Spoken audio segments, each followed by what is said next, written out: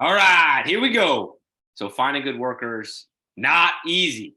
So what if I told you that you guys can attract them to you much easier? How? By finding your core business values. The fuck is core business values? So the way I'm going to define it is it's like the light that guides you through the dark, deep, crusty entrepreneur tunnel. And if you don't have defined core values for your business, then you're going to be lost in the abyss, crawling around, hoping to find your way.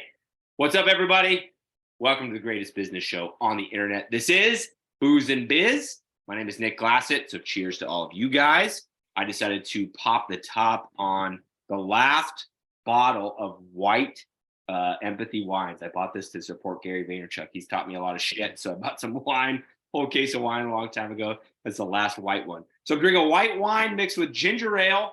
You guys might make fun of me. You can talk smack all you want, but it's truly delicious. I nicknamed him the cork tail, right? Because you cork out of the, right, you get it. Anyways, so before we get the show rolling here, I did want to give a huge freaking shout out to Foam Daddy. Where they at? Right here. Booyah, right here. So Booze and Biz presented by Foam Daddy. Okay, so we got our foam cannon in, the HD stacker, and we are officially underway with the foam party side of the jump off. We had our first event last Saturday evening. It was an absolute freaking blast, and the kids actually had a lot of fun too. That was such a incredible amount of fun for us. You know that you don't get to have that in the freaking bounce house world. Like you just drop it off and leave. Every now and then you might get to see the kids play on it, but usually it's because you're taking the damn thing away. With the foam events, like, I mean, you're blasting foam, and we had this one kid that just loved it, dude. And so we would just tilt it and just slam him in the face. It was super amazing. So if you don't have foam parties as an offering yet in your business, go check Foam Daddy out. I am actually planning a foam party episode here pretty soon. So please tune in for that. Be excited for that. Be on the lookout for that. Plus, upcoming this January is the Foam Universe convention that's put on by Foam Daddy. And it is in my hometown, kind of sort of where I live. It's where I live in New Orleans. So I will be there the whole time. Get your tickets soon. So tickets for those of you on podcast and YouTube, they are in the description. Link is down in the description. For those of you on the Zoom right now, I'm dropping it in the chats. But yeah, go get your freaking tickets for Foam Universe. It's going to be amazing. Dates are January 14th, 15th, 16th. Okay. There's no place on earth like New Orleans. So make it a vacation and then come to the learning and networking event that Foam Daddy's putting on. It's going to be badass. So I'm excited to see you guys next January. Okay, so for those of you watching on YouTube, and those of you listening on the podcast, do me a favor, hit the hell out of that subscribe button and let's get rolling here. Okay, so what the hell are core business values? So in short, okay, there are 3 to 5 things that are so important to the organization and so important to you as the owner that you expect everyone to exemplify them. Like it's who you are, it's your identity, okay? It is the light that guides you through that dark entrepreneur tunnel. You may not know how to determine what your core values are now, and maybe you've never even thought about it or freaking heard of them. Okay, totally get it, totally understandable, and no big deal, no big deal. All right. As an entrepreneur, especially if you're a newcomer to the bounce house business, there's so much to freaking do between insurance and websites, plus the physical stuff. Okay, you got to fix this and clean that and go buy more tarps, blah, blah, blah, blah. You guys know all the stuff. Okay. Not to mention, you're out there trying to get customers, trying to figure out marketing. Do I make flyers? How do I make a QR code? I'm making t-shirts. Okay. So I personally, I think that this topic tonight is not going to be as sexy as how to buy bounce house inventory like we did a few weeks ago. And yes, like buying the right inventory is mega super duper important stuff. But I'm going to say it like this. The core values topic here that we're going to discuss tonight will cause much more success when done correctly. And then we'll also create the opportunity to go do that sexy stuff and buy more inventory, okay? Buy more inventory at a more rapid pace because you'll have more winning behind your belt, okay? All those things are important, but take a step back so you can work on defining your core values, okay? So the way I like to say it is to slow down and work on the big stuff, okay? The big stuff because the big stuff will just kind of guide the little stuff, and the little stuff kind of goes away. The little problems go away. So let's start like this. Let's explain what core values are for your business and what makes them so damn important. Like, why the hell am I so passionate about this? Core business values are a short list of like concepts or kind of like actions, I guess you could say, that are vital to achieve for your business. Okay. And they're going to tend to be a little bit more altruistic than just make a good profit this year or drive sales up so I can quit my job. Okay. Core values focus on what matters most. Okay. If you are a reader, write this down. Okay. A great book on this topic is written by Joe Calloway. It's called Be the Best at What Matters Most. It's a great book. The first chapter almost beats you to death with repetitiveness, but it sets the rest of the book up. So go read that book. It's amazing. Be the Best at What Matters Most by Joe Calloway. Okay, here, I'm going to give you some examples of core values, some kind of random, some real ones. Okay, so you can kind of get an idea of what the hell I'm talking about. Okay, so in my businesses, my number one core value is aim to positively impact a person's life or people's lives, right? So the number one thing I'm trying to do is make a positive impact on a person in one way or another, right?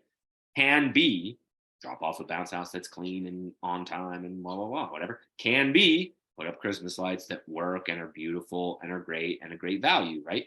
But can kind of go even further in depth from that, where maybe you drop off and you see there's some turmoil going on. So not that you would give them a discount, right? But you do something extra special, just whatever it is to make a positive impact in people's lives. Okay. Another good one that I heard from another entrepreneur friend of mine is they have finish hard to the end. Okay. Pretty self-explanatory. Another one you could have is do the job correctly no matter what. Okay. One that I kind of have, wording is different, but embrace the challenge. Like, no matter what you come up against, you overcome. Okay. Find fun in the work.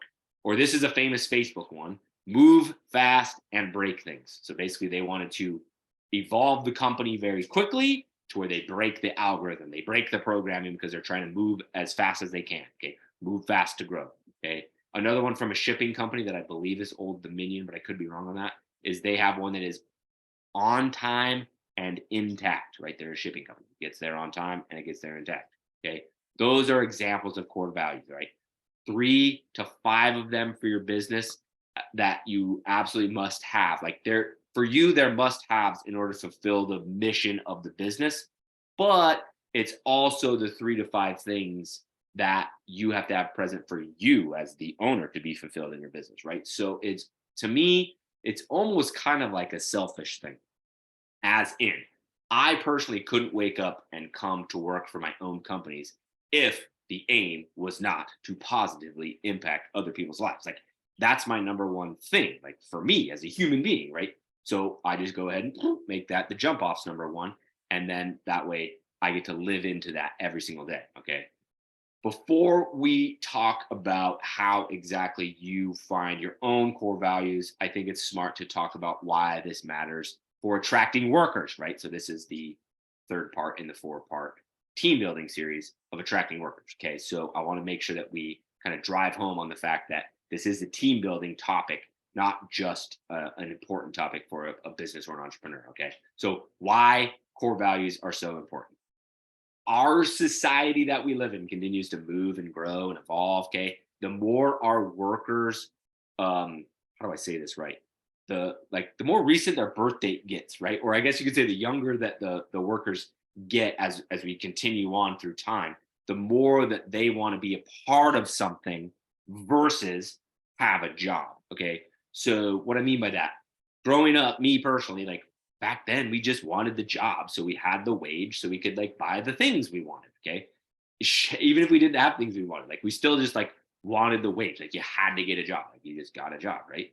Now people care about that a lot less, and it just continues to lower, in my opinion. Okay, because they rather have a job where they feel fulfilled, like they want to be fulfilled at a place that's going to make a difference. Like, all that stuff matters more than it ever used to. Okay. Workers will take a pay cut to go somewhere where they can help build a company and or have their voice heard, their opinion heard, and execute on their own ideas. Okay. They'll take lower pay because it's worth more to them. Okay. They don't care about what you pay them anymore. They now care about what they're going to help you accomplish plus what you're going to pay them. It's a two-pronged approach. Okay. I just don't think you can just, I've heard stories of asinine pay structures that are so high, I don't even know how the person A makes a profit or B stays in business and they still can't keep workers. Like that's what I'm talking about here. Doesn't matter what you pay them if you don't have your company buttoned up and your vision buttoned up, they don't care. Okay. So this is where core values come in. This is why it's so important to team building. Okay. You have to have a vision and a way to communicate that vision that moves the employees to work. Like you have to inspire them. Okay. Period. If you don't agree with that, that's totally fine. It's one of the things I love about entrepreneurship, right? It's open to interpretation. Okay. But if you don't agree with that, you're going to go out of business. And I put period. Okay. Your vision, that vision that inspires the employees lives inside of the core values. Without these core values as the guide, you're out here just guessing. Okay. And the employees or the would-be employees can feel that, they can sense it, and they end up unloyal, they end up unreliable, and they're going to let you down. They're not going to show up. They're going to quit with no notice. You guys know all the horror stories.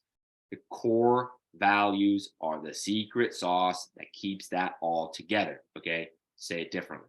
The core values are the gravity inside the entrepreneur universe that binds all the elements of the team to one another. Without gravity, there is no universe. Okay. Now, you may be sitting here listening to me get all heated about core values. And thank you for that. So please subscribe. I appreciate it. But you might be saying this. All right, this dude is way too serious about this freaking bounce houses, man. Like I have 3 units and I started this as a side hustle. Okay. Yes, you are 100% correct. I am way too freaking serious about the bounce houses. That is why I've accomplished what I've accomplished thus far. That is why I've crushed all the side hustlers. Okay. I am not out here guessing. I stay true to my core values and I know exactly what they are. And I have 10 employees at the jump off to prove it. Okay. I live my core values through a podcast about the fucking bounce house business that you guys all listen to. I put my core values out there to the public on a YouTube channel that now generates money and an insane amount of opportunity. Okay. I have 2 new businesses literally in the works now that were founded and LLC'd within the last 7 days, 2 of them that we're going to launch in the next 30 days. And both of those businesses are going to help you guys. Okay. One way or another. I have another project that I'm going to launch in the next 60 days ish, hopefully sooner, that will help you guys. And I think it's going to be a smash success. Okay. I have some things in talks for next year that could be huge. I'm working on 2 to 3 expansions. Like, okay, people write me all the time and they're like, I don't know how you have time for your family and your kids and your da-da-da. So I try to post that stuff on my story so you understand, like, I have a normal life. I just get all that stuff done. But it's not a secret how I do it. It's the values that guide the way. And those values are contagious, highly so, amongst the human beings that hear my voice. Success for others is more important to me than success, my own success. Okay. And so what that means is the closer you revolve to the sun, the more abundant your opportunities will be, right? It's magnetism, but it's my core values that are creating that magnetism. Now, you want to get yourself good workers. Cool. You've got to be recruiting them like we talked about last week. Okay.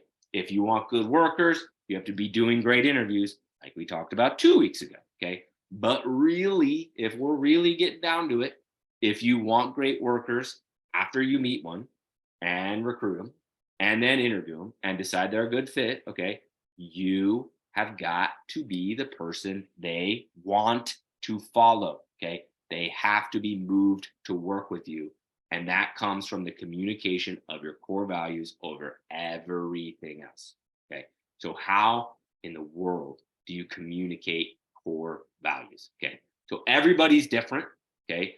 This is how I do it. This is not how you should do it. I'm just telling the story of how I do it. Okay. This is not the right way. This is the right way for me. Okay. For me, my core values are not plastered on the wall. They're not hung on the wall. They're not written anywhere. Actually, I take that back. There's one scrap of paper about this big. Okay. It's taped to the little holder that holds my laptop at my office. It's written in pencil. Number 3 is erased and a new one is written in. On the back of it, it's ripped off of the yellow notepad. Okay. On the back of it, there's like random ass math and it's just scotch taped up. That's the only place they're written in my entire organization. Okay. I don't have banners hanging. I don't even talk about it. Like I don't talk about it in meetings. I don't formally teach them to my guys. Okay. Instead, the way I approach this is I live them daily and I teach the guys why it's important to be patient with the customer so you can make a positive impact on them versus just stay on the schedule. I take a quick pause if things get too stressful and I figure out a way to try and lighten the mood and make it fun. My favorite way to do that is to film a video. Let's make a fucking goofy ass TikTok about me teaching you how to put up an extension ladder or whatever. Okay. I will stop what I'm doing to make sure that small things are done correctly and we did it in the right amount of time, right? The extension cord runs along the fence and then is piled up behind the bounce house. The Velcro flap is laid down nice and neat on the front of the water slide. The tarp edges are crisp. Like, you get it. We move fast. And rather than stand there and hypothesize about what we're going to do, okay, planning is great, but over planning is just a freaking waste of everybody's time, okay? And you're better suited making adjustments on the battlefield, okay? And you can do that more accurately than standing in a circle talking about the battlefield. Like, we just go, right? And then the 5th core value is the one that we do quote. Like, that one is very much in the lexicon of the whole entire organization, especially at Let's Get Lit, my Christmas light company. Okay. And that one is nothing is ever easy. So basically we embrace the challenge while realizing that the easy job is going to get fucked somehow and it's going to be hard. And then we just smile. We quote number 5 over and over and over. Nothing's ever easy. Nothing's ever easy. Okay. So there you go. I just took you through my core values for all my businesses and I never actually even listed them or recited them other than I told you what the 5th one was. But okay. But that's my style. That's my personality. That's the way I am in my personal life. That's the way I've been in my professional life the entire time. Okay. The jump off is growing fast and so is Let's Get Lit and some new things are coming. So I am going to tweak this strategy. I may start to be a little bit more literal with them. I just know how much you have to be careful in being literal with your core values, the way you communicate them, because it can get cheesy really freaking fast. And I'm just not into cheesy. I can't do cheesy. I always wished I could. I just can't do it. Okay. Here's why that happens. The employees will kind of start to roll their eyes at you, right? This is what they see. You're standing up on your ivory tower, preaching down to them all these great altruistic things. And they're just kind of like, dude, can we just go do our job and make money? Like, maybe they just like to fucking put up Christmas lights. Like, just let them go put up Christmas lights. Like, you don't need to be preaching personally. Okay. Maybe you do. I don't need to be preaching them because I just know I would just wear them out and just wear them down super fast. I've personally been a part of an organization where there's a massive oversaturation of the core values and it's cringy and got cringy really fast. And that company has 12. That company has 12 of them. Okay. I'm teaching them 3 or 5, 12, and then do just like force fed to us through a spoon. And it was cringy super quickly. Okay.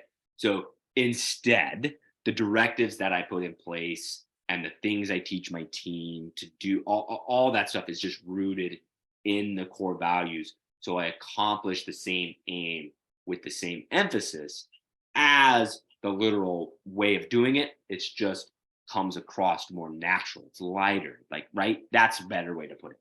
It's lighter. It's not so burdensome where it's like they're going to be running around thinking about, like, I've got to make a positive impact today. Okay.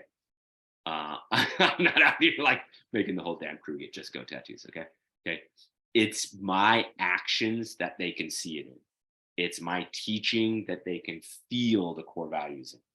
It's the passion, the absolute utter passion I have for people that will come through and make the core values shine bright, even though they're not taught formally. Okay. In the end, everybody's completely different. So what I do will very likely not be what you do, but just realize if you're not making moves in this arena daily, hourly, you're falling behind. Like you're falling behind. And that's just how important core values are. There's no way to overstate it. So how in the world do you go about finding your core values? So step one is to realize you need to start tomorrow. Okay. If you want to build something real and build something special that lasts, start tomorrow. All right. No, it's not too early. No, your business is not too small. I made mine back when I might have had zero bounce out. Michelle bought 2 bounce houses before we launched. So I probably had 2 bounce houses when I made mine. Yes, it's that freaking important. Okay. So in a second, we can have you guys unmute, and I would love to do a little core values discovery type little workshop. Okay. We can talk through it. I'm totally super duper into this. Okay. And I would absolutely love nothing more than to answer questions and help you guys kind of find some things that are important to you that you can make your core values. Okay. But tomorrow, start with a blank paper in front of you and start listing the things that are so important to you. You literally can't live without them. Okay. You have to think big. You have to think big, really big. Okay. What is the one thing that drives you more than anything else in the entire world? Right.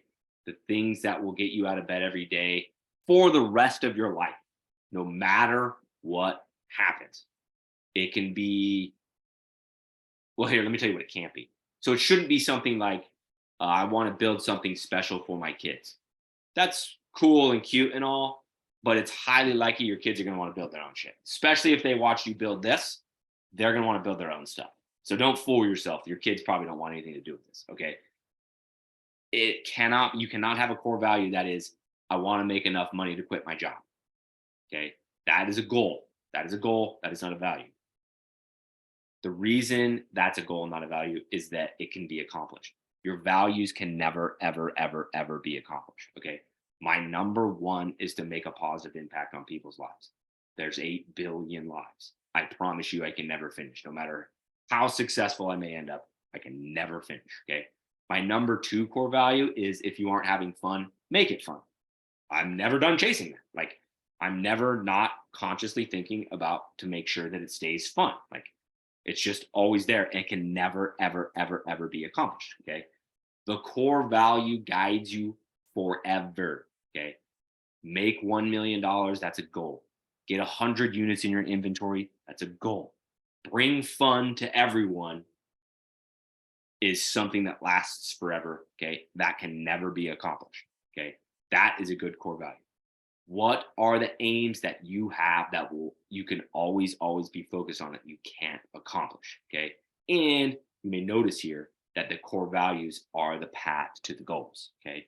You want to scale your business large enough to quit your job. Well, if you have the core value and if this was super important to you and you focused heavily on bringing fun to everyone, that would sure as hell help you in accomplishing your goal of quitting your job, right? Because it would lead to success. Okay. So I would love to have some brave soldiers here unmute and talk for in just a second. Okay. I'm asking nicely so we can talk and have a little bit of a conversation. I would absolutely love it. Okay. But there you go. That, my friends, is how you attract and retain good workers.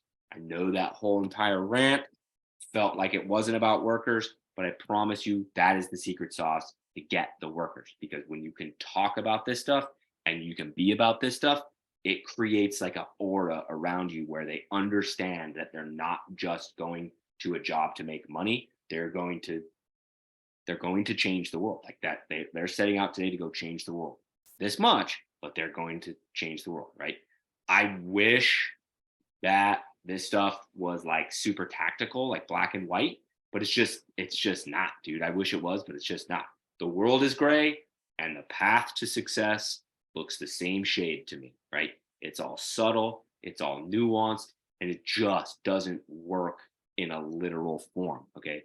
It's about defining your core values, living to them, running the business to them, and communicating them to the team so they're part of something that is fulfilling and brings them purpose. That, my friends, is the way you build a strong freaking team. The core values piece is the absolute most important part of team building, no matter what. There we go. Cheers. Here's the core values. All right, let me get some stuff rearranged here so I can see your beautiful faces. And we can chat a little bit. I hope that wasn't too intense or intimidating. I didn't mean for it to be, but I get really passionate about that kind of stuff because I think two things. I think number one, it's the path to success. Like I really, really, really, really, really, really think that. And then number two, I think it is like it's never spoken about. Like it's never talked about. It's never taught. It's never like maybe you picked up a book that was about that randomly or something, but like it's just never out there in the open. Nobody ever talks about that. And as I continue to get more questions in my life, more of them are around the employees that I have or how I got them or et cetera. Right. And what I just took you through is the answer to almost all of those questions. And you can see how I can't just type that into a Facebook comment. Like that's just something different. It's just too much to handle. You know what I mean? Hey Nick, now that you're presented by Foam Daddy, is Foam Daddy sending you cases of beer? No, I where's Paul? I need some phone daddy. No, they're not. I do have two phone daddy cups, but I should have brought one to drink out of it today. Didn't even think about that. They change colors. You put water in it and it changes to blue. They're cool. But no, the jump off buys my beer, so which is cool. Jump off bought my wine. It's a write-off, right? Yeah, oh, my little thing you won't really show it. Now I'll go first on core values, and it's the reason how I got into the business too. I mean, I always put myself as a customer, and there's times my guys are like, let's just do it like this, like who cares? Or and I'm like, bro, we used to be a customer before, so I always say great customer service and clean units no matter what. No matter what, there's no way around cleaning.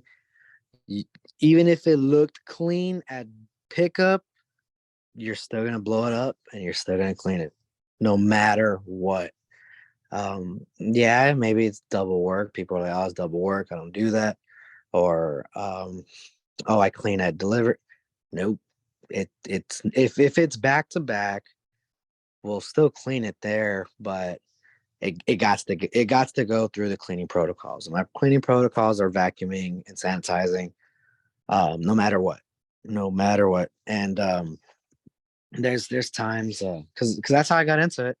I used to be a customer. I used to get people canceling on me. I used to get dirty. I used to get so many dirty units when I would rent. So many. They would smell like feet. They'd smell like ass.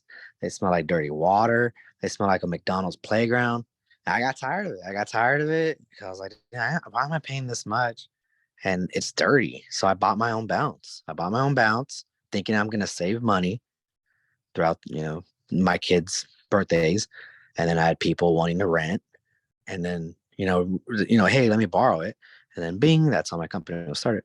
So, but great customer service, because as I said, previous experiences, I had a company one time.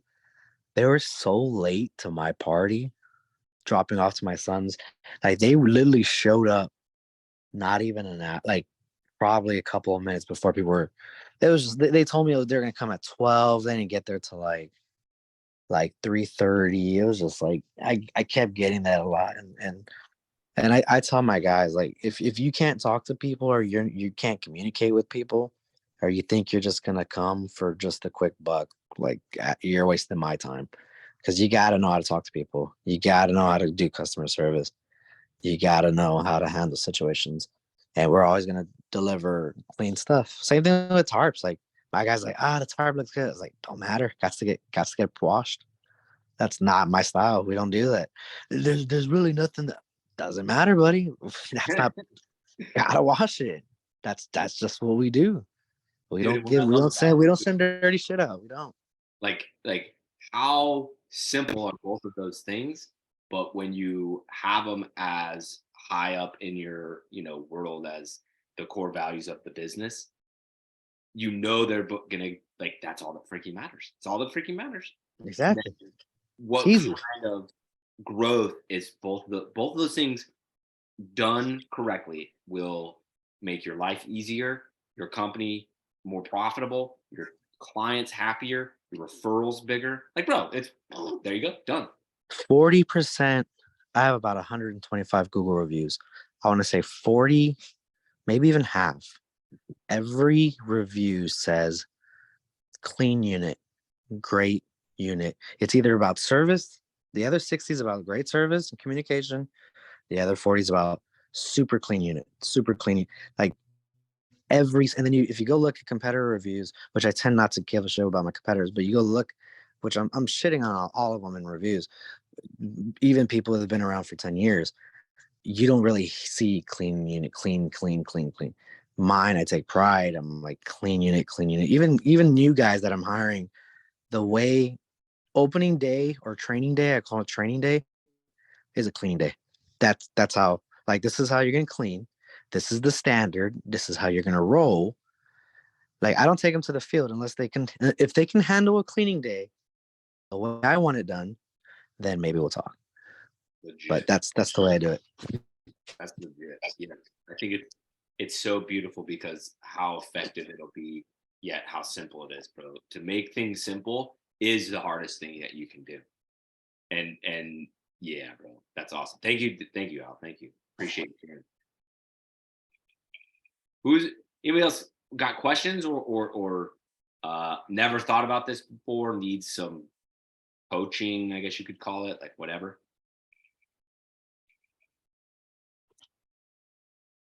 Brave soldiers, where you I was at? gonna say, just to add on to what Al said, is that where we get all the compliments, honestly, is just A, communication, and then B is just like, being like kind, and just doing your job and not, I don't know.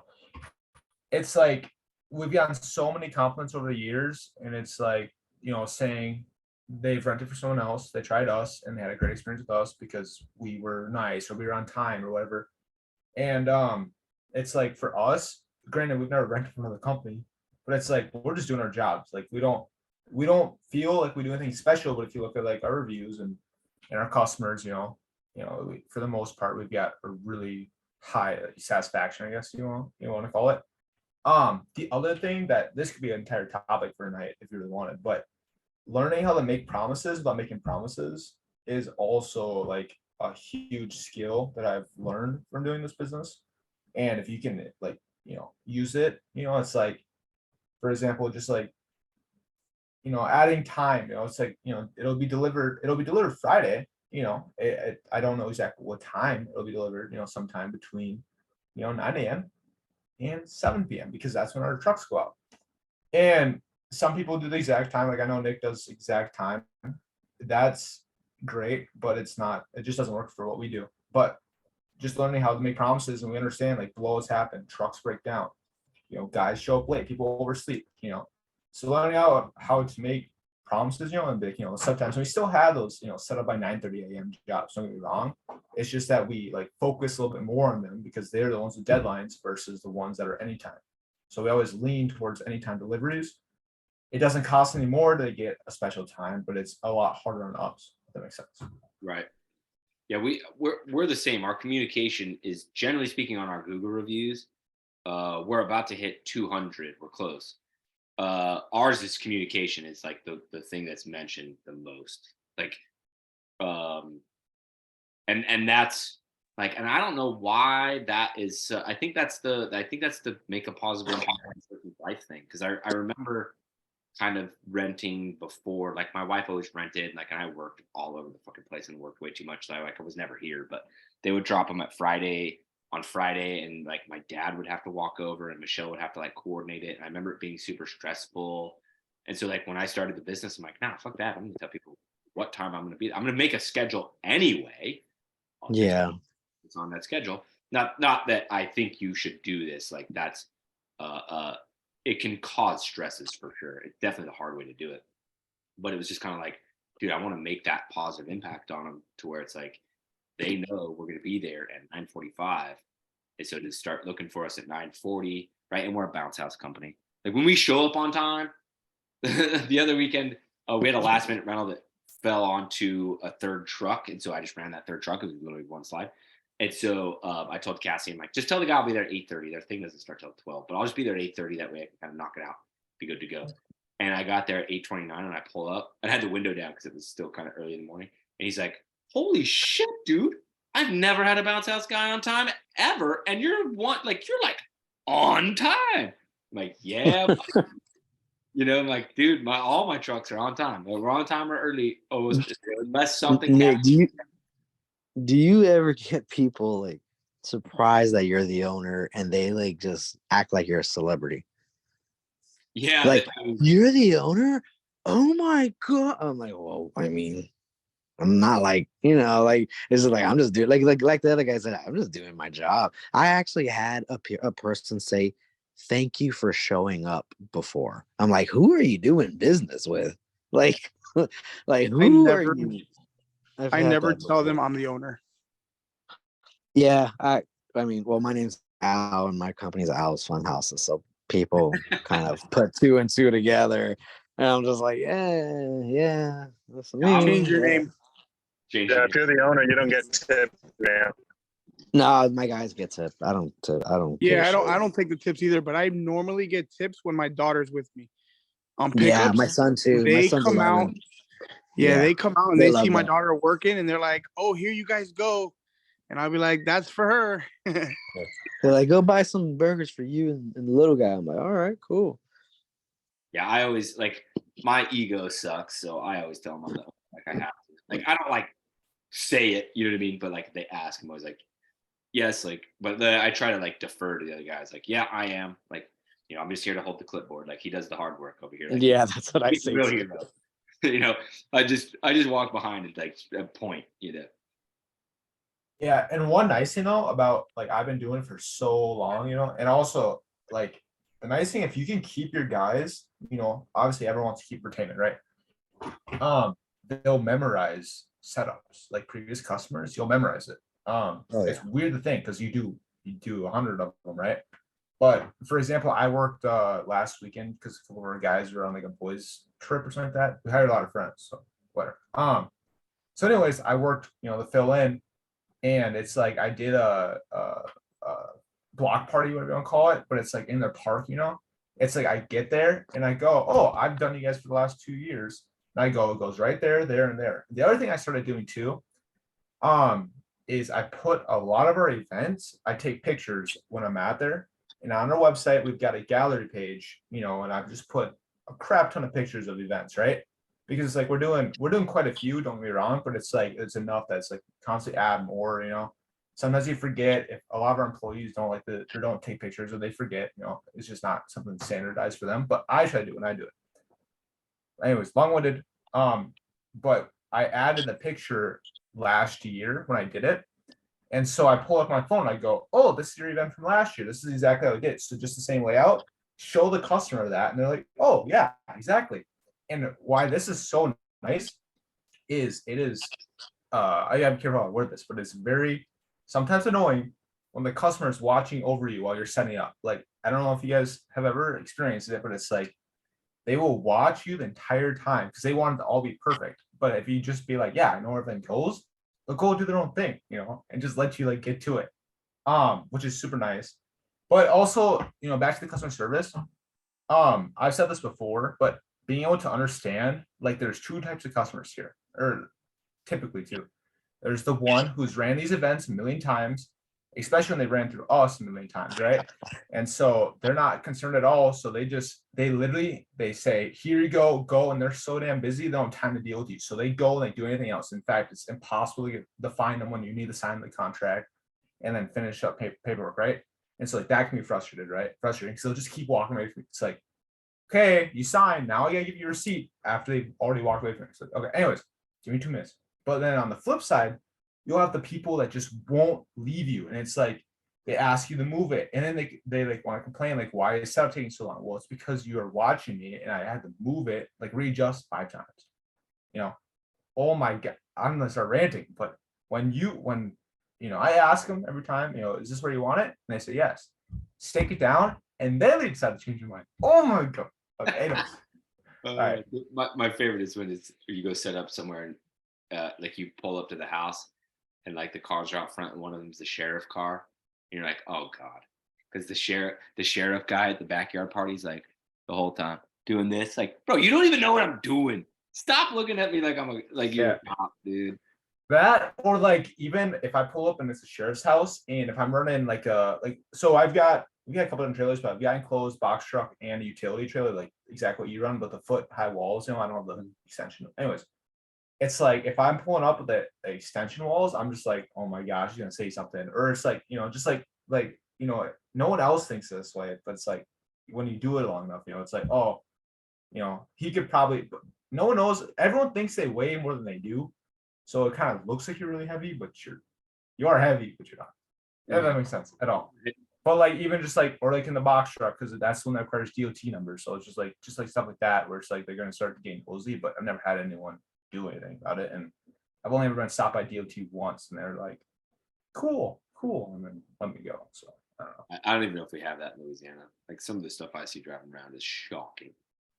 Yeah. If your guys are over 18 that you have working, like running trucks, just get them DOT health cards. All they do is they go in, they piss in a cup, and then they do a vision test and like a physical. And so then they'll get this little health card. And this is the United States thing. Like you can get one that will allow you to travel out of state, get you one that's just for in-state. The place I go, it's the same cost to go in-state or out of state. So we just get the out of state one, so then they can go to Wisconsin if they need, I guess. But get that from that way. If they ever get pulled over in your truck and they realize that you're running a commercial truck, and if your weight is over 10,000 pounds, if you don't have a health card, then they can give you a fine for that. And that's, and then you go back to like you check DOT numbers if you're over 10,000 pounds on your GVWR, gross vehicle weight rating, and that's the weight rating from the manufacturer on the trucks, not what you register in the DMV, because we have a box truck. It's a Ford E350 cube van. It's a dually box truck, 16-foot box, right? I was driving that truck when I was under 18 because I'm the owner's kid, and it's just what you do, right? So we registered the truck at 10,000 pounds. So on our license plate, it says that I can hold 10,000 pounds. That's our GVW. GVWR, that sticker in the door jam, says 12.5, I want to say, or 11.5. It's like barely over 10, Anyways, you get stopped by DOT one day, and it's like they do a level 1 inspection on me, and I explained to them, I'm like, I'm just, running a truck for my dad, and I go, this is and I know my DOT stuff pretty decent. And I go, we deregistered it because we haul bulk. We don't haul weight. Our inflatables are large, but they don't weigh that much, and it's like, I'm under 10,000 pounds, and the time was actually unloaded. But it was told the guy, and so he basically says you can't drive this truck for commercial use. So I bring the truck back, and I go rent an identical box truck from a rental company, and I'm able to drive that because for personal use. You can drive up to 26,000 pounds on a Class D license for personal use, which that box truck was rented under my name. So you'd love to see it, I guess. But I don't know. Long story. But, yeah, long story. But that was good though. That was good. That was all funny stuff. Yeah, that's I'm just glad I live in Louisiana. Like the longer I live here, the more I'm like, nah, dude, I ain't moving, because we get to like get away. I'm gonna jinx myself, but we can do whatever we want. Like the number of trailers you see driving around here without license plates and lights would shock you. And it's just like commonplace. Like nobody even cares. Good stuff. Okay, anybody else got questions or anything? Oh, I didn't even check the Facebook. Somebody loves to jump off backdrop. There you go. That might have been from a long time ago. Yeah, I knew this was going to be kind of like a heavy content, like where or heavy concept, where it's not like this isn't like a light fun episode. You know what I mean? Like core values is like a whole thing. Like it's like a book. Like somebody needs to write a book on it. I'm sure there's a book. I'm sure there's a zillion books on it. But just as I was thinking through The hiring thing and the interviewing thing and recruiting thing, I'm like, dude, like this is the answer. Like this is the answer. And I didn't know how to present it in a way that would like garner a big audience or because it's just like I just know it's heavy and sticky and brutal. So I would love to stay on the topic, but I don't want to bore you guys to death. So if you guys have questions or want some advice, please, please, please, please, please get it. If not, we can go start. We could talk about some other fun stuff. We could tell some fun stories or whatever. This is the biggest Facebook, though. Shout out to you, Facebook. You guys are awesome. Adair, yes, I have a bro. question. Hang on one second. Hang on one second, Freddie. We'll get to it. Adair said, you got any 4XL shirts? Yes. Fuck yes, I did. I made you one, Adair. It's ready today. I didn't have time to pick them up because I was finishing up the show prep, but I'll be picking it up tomorrow. So I need you to get in my DMs and give me your address. I'm sure I have it in the Jump Off store, but give me your address, bro. I got a shirt coming to you, specially made literally for you. All right, what you got? What you got, Freddie? So I'm posting on Facebook to see if I can get someone to work, and I got two guys that are interested. They're my old time friends back in the day when we used to do bad stuff. So one of them obviously is better friends than the other one, but anyways, they both work. So now, is it a smart idea to hire friends? Because I get mixed feelings, and I had people in my inbox like, yo, don't hire your friends. And I'm just like, I want to get to the point where I can just go set up this bounce house. I'm not doing it today. I'm staying home. Yeah.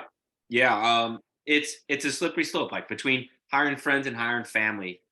There's definitely pros to it, right? Because you know that person, like you kind of already have an idea of quote unquote how to manage them, I guess you could say, because you know them so well. Whereas you hire a stranger, I mean, bro, you might be hiring a guy that's a murderer you don't even know, right? Like you do an interview to try and find out, but like you don't really freaking know the person.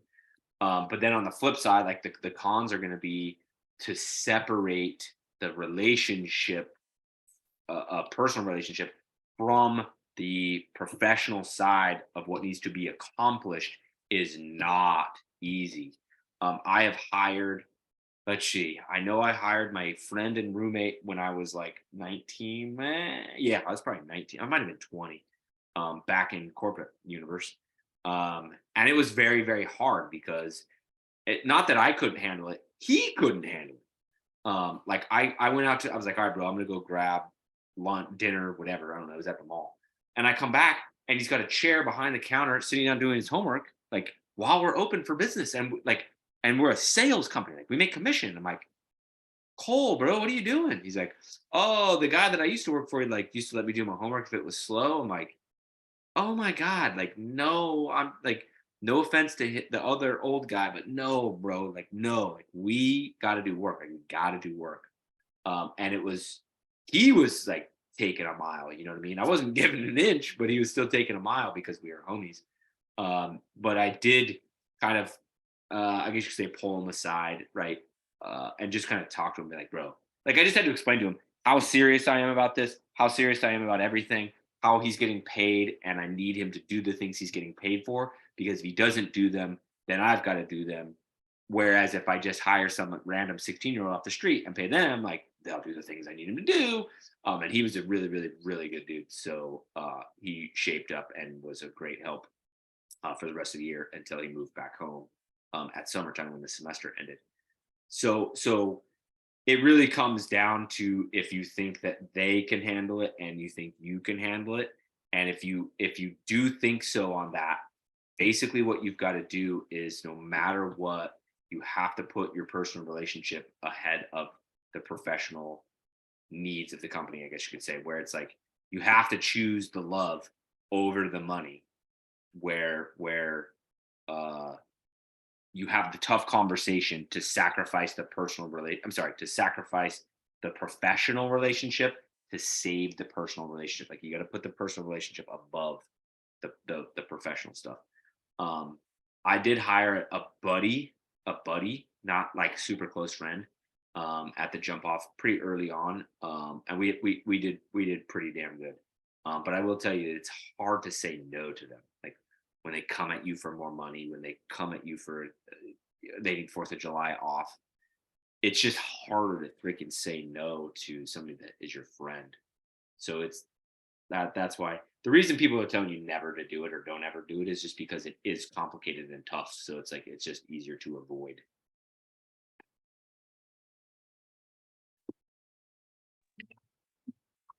That help? I was just Yeah, gonna add cool. on too. Okay, from my personal experience, now granted, this was like in high school and doing this, and I'm a freshman in college, so I'm pretty young. But I've hired a lot of my friends throughout the years. There's pros and cons to it. The biggest pro though is my company is not very big. So you're hiring someone and you already know exactly what to expect because you know the person. And so make sure you hire people that you trust to go out and do your stuff and it's going to care about it as much as you do or as much as you expect an employee to do, right? But again, the consequences, like, you know, whenever they do mess up, you know, then it really sucks. But I will say though, it's like the benefit, I prefer having friends because I'd rather work with my buddies, you know. I think the job goes by a lot faster. I think they have a more enjoyable time. So working with their friends, right? But you have to make sure that they care, you know, and you have to be able to have the conversation with them. Like, you know, a good example of it was at the start of this year, the summer. I was kind of filling in a little bit, you know, as we got people trained in. So just for reference, I'm not really doing it this year. Doing internships, so I kind of do office stuff in the background, but I'm not really doing deliveries stuff. I do maintenance some weekends when I go home. Otherwise, I will look at it every weekend. So anyways, back to my story. So yeah, basically I set up a carnival with these guys, and it's like we're finishing up the carnival, and I got all these guys or all my guys, you know, saying that everything looks good. You know, they're packing up the truck, and it's like I go through it, and I'm like, there's still seeds from the trees, you know, that go in them. And I go, guys, we're set up inside the gym right now, okay? I go, explain to me how a tree can have a seed fall through the damn roof into my inflatable. And I go, and I'm like, you know, number one, right? I always want my stuff, you know, to be clean, you know, because that's the type of, you know, representation I want, right? But number two, look at where you guys are at right now, okay? We're doing a school in my backyard. I mean, this is 5 minutes away from my warehouse, right? So tell me, where's all my potential customers? Like, where are the customers that I'm targeting right now? Are they the ones that are 30 minutes away, or the ones that don't even know I exist, or are they the ones that are at this going to the school carnival that's going to use all my equipment? Do you want them to get on something that I have that's dirty or, you know, it doesn't look well? And so I kind of explained that to them. So I sent them all back through and recleaned every single unit there. And I go, you know, you guys are all paid by the hour. Take another 10 minutes and clean them right. So anyways, that's the other thing, is just like, you know, be able to give constructive feedback. The important thing though too is not to make them feel like shit, I guess, is obvious as it sounds. Like, don't be like, you know, like you guys are idiots for it, you know, but definitely do tell them like where they're messing up and what they can do to fix it. And also like hold back your emotions. Like don't act like you're upset. Just call it out of this, I guess. They respect that. Mutual respect goes a long way. Yeah, you come in in the beginning strict and borderline a dick. It's easier to nicen up versus come in nice in the beginning. And right, I learned that a long time ago.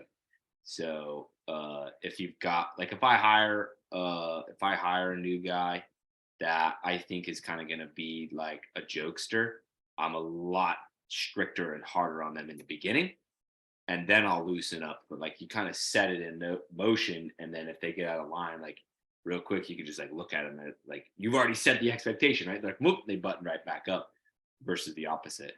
And so I think a version of that with your friends would go a long way. Could go a long way.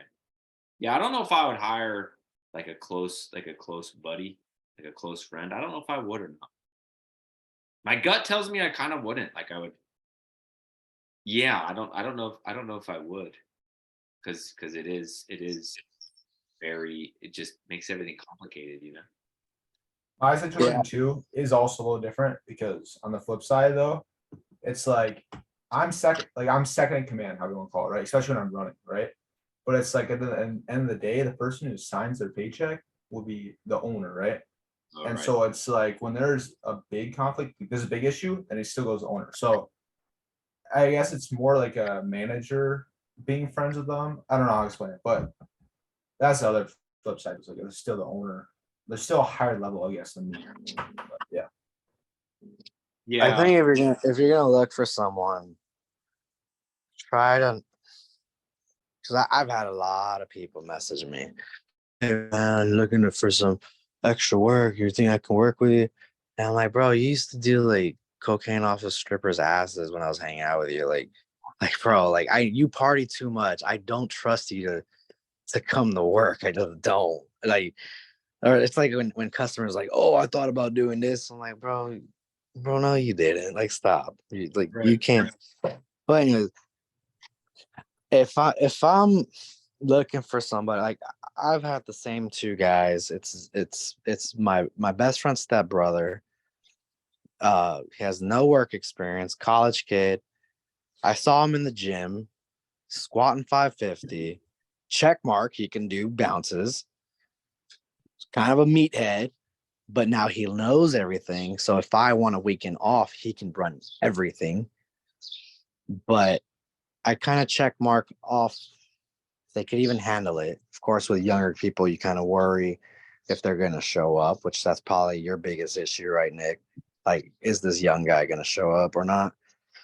And then, I did have 2 guys that were running the same truck, no call, no show the same day. Happened one time. And Trevor, who I just promoted to manager last week, Trevor goes, what do you want me to call him? Like, because we couldn't get a hold of him. And I was like, or no, he said, do you want me to buzz up to their house or something? I don't remember. And I was like, I looked him in the face, and it was just like one of those moments, those like defining moments where I said, fuck them, where are the keys? And I just went, and I texted my wife, I said, not coming home for breakfast. And I jumped in the truck and I ran the entire drop-off route.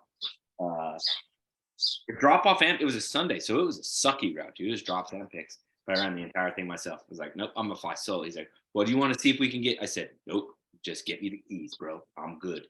You guys need to roll out to be on time. I need to roll out to be on time. I'm gonna fly solo. Fuck them. And it was like, yep. I turned a negative into a positive. You know what I mean? You got to set the expectations. Because I've had even that kid, never had a job. Baseball player. He's done, like, sometimes, like, I'm a jokester, and sometimes you got to set the tone, even if he knows how to do everything, even if you got to lead by example. Like you said, you can't be a dick. If you're a dick, or if don't do anything you wouldn't do, like, don't be a dick, and then you can keep people. Don't but yeah, you got to set the example for these guys. Like, there was one time, like, he did a no call, no show, and I was blowing him up, and I was like, you know what? I said the same thing. It's like, I'm leaving without you, and it's all right. He called me, apologized. So that was more in the early on things, and your employees, no one's perfect. Everyone's gonna, have call-ins, and everyone's gonna just don't be like Israel, freaking firing 3 guys for standing around for 5 minutes. Like, come on. Like, Bro, don't be like that. I think that was a That's fake. just being I don't know if he was being serious, but that's just being a dick. Like, don't be that guy. And that's the thing about people. Like, I know some business owners, like, I buy my guys food all the time. I don't care, because I'm gonna eat. Like, I'm gonna buy you food. Like, I ain't gonna be a dick. I ain't gonna be like, hey, bring a sandwich, and I'm gonna buy you some drinks. No, we're gonna you eat. You need your employees more than they need you, to be honest. Because you do, especially if you have a big operation, you need them more. So you gotta pay them, and you gotta treat them right, and have the expectation, set the standard, and then know when to be boss, know when to be kind of friend, because you're gonna end up being friends with them. You're gonna end up being friends with all of them, and you're gonna end up knowing everything they do. And My guys are a Yeah. lot younger than me, so I'm like low key their dad or their uncle or something. But you're the cool uncle with the MCR CD. yeah. But yeah, like the other day we had it was on Friday. We had an event where it was a good sized bounce house, but still just a bounce house or sorry, combo. And then a dual lane 18-foot. And two of my guys actually work for another inflatable company too. And they had like, bro, not joking, they dropped 19 units on Friday. And then Trevor's out of town. And then it just kind of worked out to where there was like no other drivers. And so I was like, fuck it, dude, I'll just go grab it. And Isaiah's like, well, just wait, bro. Just wait till we get done with our 19 units. And I come, it'll be like 7:30, but I can come help you pick it up. Like, you don't need to roll the 18-foot dual lane by yourself. And I was like, bro, I appreciate that so much. You're good. You're good. Just go about your day. I'm gonna go solo roll it. And I had to go pick up my little girl from camp. So I had to bring my 4-year-old. Well, she's about to be 5, but I had to bring her with me to go pick these up from this summer camp, you know. But it was just kind of like, dude, there's no better culture building moment than the owner of the company. Like right, I don't deliver that often. I don't pick up that often. I don't run routes that often. Like they all go to the guys. They all want the hours, right? But then when something's up and it's hard to get a guy, that I'm readily available to not only go pick units, but pick 2 up. No, I'm sorry, it was an obstacle course. It wasn't a combo, it was an obstacle course. I'm ready to go pick up a 40-foot obstacle course and a dual lane 18-footer by myself. You know what I mean? That sends a message to the freaking team where it's like, not only do I still got it, but I still care that much. And I'm not going to be out there begging them or Yeah. Hell yeah. I got you guys. Like, you guys all got shit going on. You're out of town. You got this, you got that, whatever. And so we had another thing, like a Friday thing, whatever, you know. And then Saturday, same deal. Like, we had a huge fucking Saturday, 3 full trucks, and like all the shit. Like, there was so whatever. So like, wow, dude, I took a route with a new guy where I had to drive too. Usually when I ride with the guys, I make them drive. But I took a route with a new guy. Dude ran the whole thing. It was like 4 trillion degrees outside. Oh, it hadn't been that fucking cooked in so long. You know what I mean? And then came home, showered, chilled for a second, started the laundry, made my kids lunch, then had to bounce, go drop my little daughter off at the gym with my wife, then go run a foam party. Our first staff foam party with the Foam Daddy Cannon. And I brought 2 of my guys, like, just in case. I'm like, both y'all just come. You know what I mean? So like, that was like a grueling ass day. But like, dude, that sends such a message to the crew where it's like, boss man will still get down if needed. Like, It feels good, right? Going out there and showing them what's up. Like, that's the way I'm like you, Nick. Like, if my guy can't do everything on his own, then I don't want. What's the point of having you? Yeah. But you know, I usually run with my guy, that college guy, or his dad. His dad actually works with me too. He goes to the gym too. He's like, man, he saw what kind of money my college kid was making. He's like, dude, I kind of want some of that too. He's like, my wife spends all my money. I was like, hey, yeah, I need an extra helper. All right. But yeah, like I kind of like, I'm the, like you say, clipboard guy and customer service. And sometimes I have to show my guys what's up, because I'm like, dude, like, I was doing this shit by myself before you, buddy. Like, I can still do this shit. And you have to, because they respect you more like that. If you're going to be a guy who's just going to be pointing what to do, you know, they won't. Say that all the time. That's like low key one of my catchphrases, where if there's a couple guys out of town or like Ryan said, I hire, like, a lot of my crew are all friends with each other. And so there was a time where they all went to the beach recently. Like, they all, but like, bro, they're so diehard. Like, I'm so fucking lucky. Like, they planned their trip like Tuesday to Thursday or Tuesday to Friday or something. It's like, so they wouldn't miss the weekends because they didn't want to miss the jump off or whatever. But we still had events during that. And they're like, bro, what are you going to do? I'm like, I'm going to go fucking do it myself. Like, don't think, like, Watch me at some point in time, because all the stars aligned, need to go drop 17 units on a Saturday alone. Watch it happen and watch me fucking do it. Like, bro, I can run this whole company. We're sizable now. We're not huge, right? We're sizable now. Like, bro, I can do it all by myself. I'll do it all by my fucking self if I need to.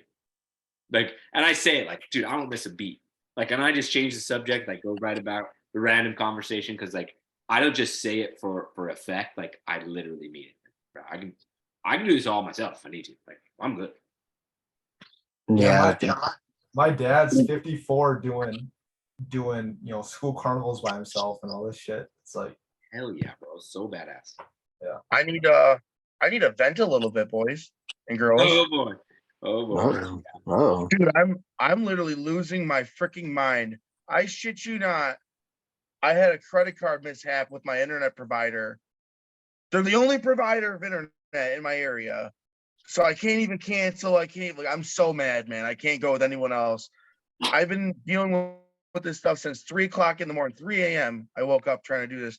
And literally, I've had people, they scheduled me for different times. They gave me a promotion, messed up. That was cool. But then it literally ruined the rest of my day because there was mess ups, cancellations. 3 times I waited for a technician today to get canceled on. And then the last time I paid extra money for them to come here between 7 and 8. And he just literally wrote in the notes that he called me, never called me, and that I scheduled to tomorrow. So it's like for 5 or 6 tomorrow. And I'm just losing. I'm like defeated. Like I almost want to cry. I'm so mad. I'm so aggravated. Go ahead, bro. Cry. I've It's lost okay to so cry. much money today. I've just smoke a little doink. I'm smoking right now. That's a Snort strong some right there. coke. But Just strong right I'm there. so mad. It's crazy too, dude. Because when I call the dude, he's like, "Yeah, you're not getting a technician tonight. I'm sorry." I'm like, I know where the dude is right now. I can see where the maps are. I'm about to go get him. And the dude's like, "No, don't do that." And I'm just like, "Oh, Dude, there's nothing more helpless than when you're in that situation. We'd bought a bed from Ashley Furniture, and they didn't send like most of the bed. Like, it was missing hardware, it was missing all sorts of shit. So I'm like, it took me over a year to get the screws. Like, we had a fucking mattress. My wife and I had a fucking mattress on the ground. She called it the floor bed. Hey, there's nothing wrong with that. dude, It's just I'm like, literally like, I'm so defeated though. I knew where he was at. I could have went over there. yeah, you gotta go. That's when you gotta go over there and be like, hey, bro, come on. I No, got I would hit him. ice cold beer. I just bought some wings. No, at this point, I would hit him. Yeah, but there's nothing you can do. You have to just be like so patient. You know what I mean? Brody, I don't know, baby. You can't watch TV in your evening. Come on, man. Let's see. Over on Facebook, Bounce with Me, Casey asked, "What are we drinking today?" I'm drinking, bro, wine spritzers. Don't make fun of me. Drinking wine spritzers out of a Bucky's. Oh, it's not gonna show my cup. Out of my Bucky's cup. It's my wife's Bucky's cup. There we go. Yeah. But so I'm at Publix getting some cake. I did get God damn, Freddie, Twisted fuck. Display today. Yo, dude. What'd you say, Justin? I did get a dunk tank from Twisted Display today. That was cool. Nice. I lost so much money today, though.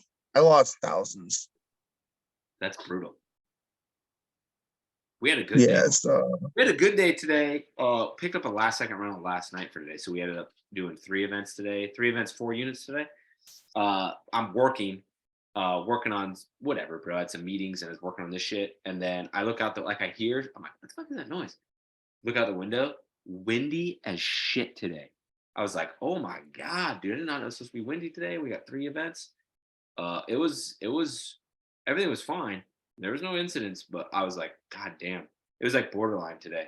It was like borderline. I don't even know because it's like it's a Wednesday. I felt like a bad business owner, man. yeah. I got a lot of stuff for tomorrow. I got a lot of stuff for this weekend.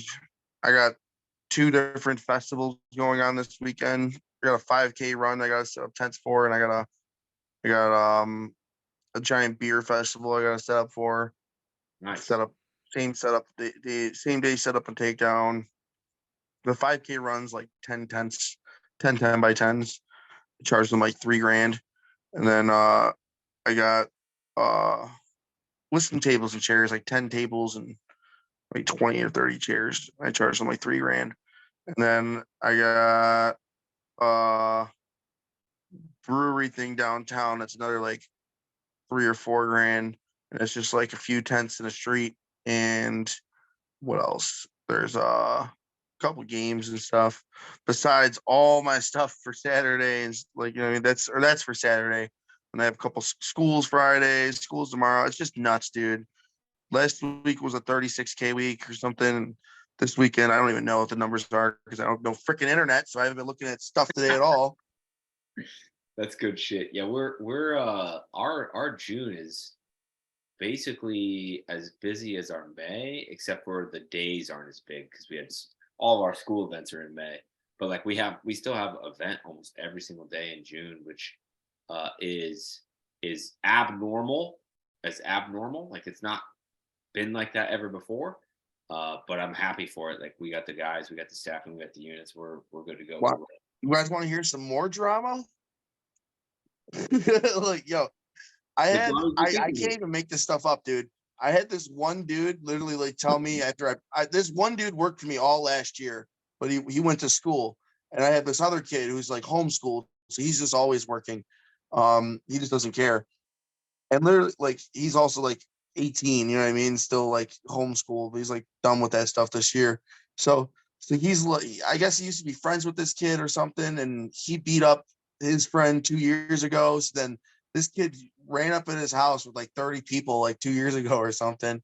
So like he's like, if he's coming in, I'm not working. Meanwhile, I called this dude to help take down another tent festival, like as backup, and like then all this stuff goes down. Like it's just wild. Like just random drama that happens, and like there was just no drama at all. Then that happens, and then my one employee gets arrested because he's moving out of his house. His landlord just had a whole bunch of people in his house. So instead of him being in the right, just videotaping it and just like calling the cops himself, he proceeds to just lose his mind and just repeatedly say he's gonna burn the house down. So they fucking put him in jail. So they put him in jail. And I'm like, you fucking deserve to go to jail for that shit, you dumbass. Like that's just nuts. And then my video editors in Poland, like his girlfriend's just nuts. Something crazy happens with him.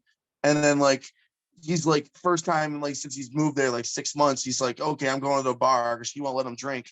And she just went nuts. So he went to a drink, got drunk, forgot the code to his apartment to get in, and then was banging on the door, got pepper sprayed and arrested. So I got 2 employees get arrested in the same week.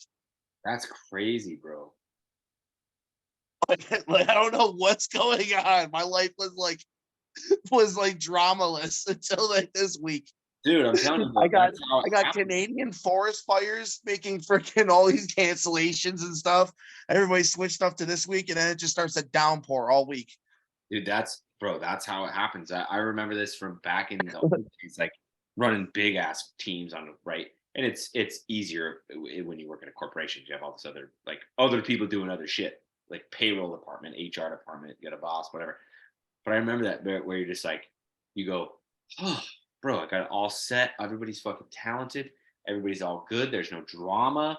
Like you like breathe a sigh of relief and like pick up your beer, and then it explodes. And you're like, what the fuck just happened? Like this explosion, this explosion, this explosion, this explosion. And you're like, what is going on? Dude, the 18-year-old kid, I told him, like, dude, you're making me really proud. I'm going to give you $1 raise at the end of, July 1st, as long as you keep everything up. The next day, calls off.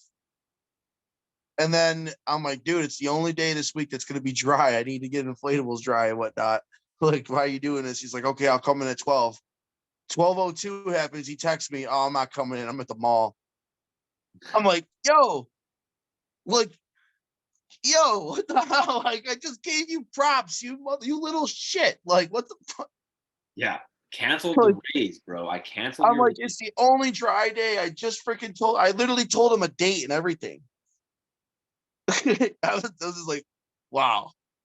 Yeah, for me, our cleaning goes smooth and just great. Like things are cleaned well, and then all of a sudden it goes to shit. And what I fucking realized is happening is if you take Trevor out of the equation, things go downhill fucking fast.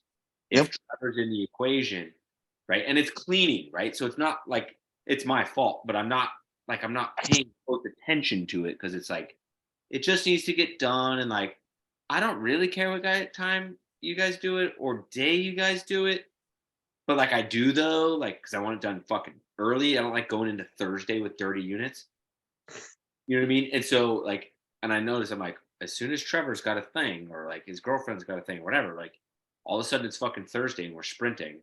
And so I kind of like set the fucking record straight with, with Trevor being like, hey, bro, props, love it, thank you, just promoted him. You know what I mean? And then with other guys, I'm like, hey, if you guys don't fucking pull your weight, like, I got nothing for you, bro. Like, you guys got to help me run the business. You don't just get to show up on Saturday and go drop units with the fucking rolls all, like, and tell jokes and get tips. Like, it's a real ass business. You need the help. And since that incident, it's been much smoother. We got, like, everything was done today. Like, we got no, and we had fucking Fired 13 my first guy this year. He's young, just super weak.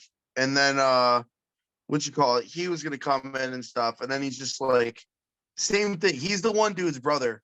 And he goes, oh, I heard Quan has a gun on him.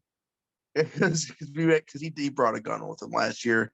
I freaking but it's because we had him up in all kinds of deliveries in the hood, and I told him not to after, but he basically just heard about that one incident. It was like, oh, I'm not coming in, refused to give his address and all that until he verified that he wasn't there. So my one employee was just waiting 30 minutes and then was just like getting smart. And then he's like, I do more work than you do. And it's like, I was like, okay, honestly, I was going to fire you because you're weak as hell. And like, you can barely even lift the inflatables, but this just made it easy. Like, so I just fired him. Yeah, I was just like, I'm done. I was like, I literally gave him honest feedback that you have no incentive. You stand around and you have to be told to do everything. And you kind of got like an attitude when you like, you know what I mean? Like a lot. And like, it's just not working out. No punctuality, no initiative. And you're really not that strong either. So like, you saying you do more work than me, I'm not even going to entertain that. Like, so for me, it's like when I did have one of those employees, and I can't say that I hired him as a favor because that would be taking too much responsibility off of me. But I hired him thinking I was doing the right thing by somebody else. Say that, and I ended up firing that guy because punctuality issues and laziness issues. Sometimes when he'd show up to work, he was okay, and sometimes not. You know what I mean? that's But what I'm saying. Yeah. historically, though, like, and this dates back to like long time when I was fucking 20 years old. But I learned really quickly, like, no matter who you hire or who you think you hire, you can get it wrong very easily. Like the interview, the recruiting, like you think they're this and then they're not, like whatever. So like just kind of I guess you could say by nature, like this is not like some weird tactic or whatever. I kind of became guarded about who I hired. And so I preferred to run smaller teams of people that I really liked unless I could get a landslide amount of people that I liked. And then when I got to my big job, my big corporate job, like I needed people so fast. I had to figure out how to bring on the ones I was lukewarm about, but help them become somebody good. So then now, right, I don't need some big team now, like, right, 10 guys. I'm overhired, but like 10 guys. And 10 guys to me from corporate life is no biggie.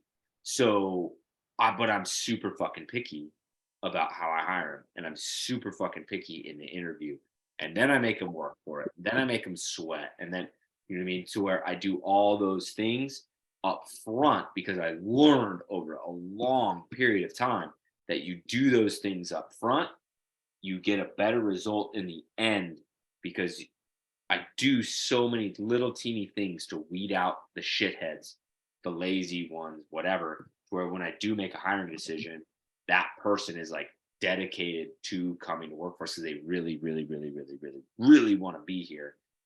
And then I don't have to fucking fire anybody. Like it's just better. Like, and I know that there's like, let's see, there's hire slow, fire fast. There's what is Gary Vaynerchuk's like? Fire fast, fire fast. Yeah, I think he's both. Fire fast, fire faster.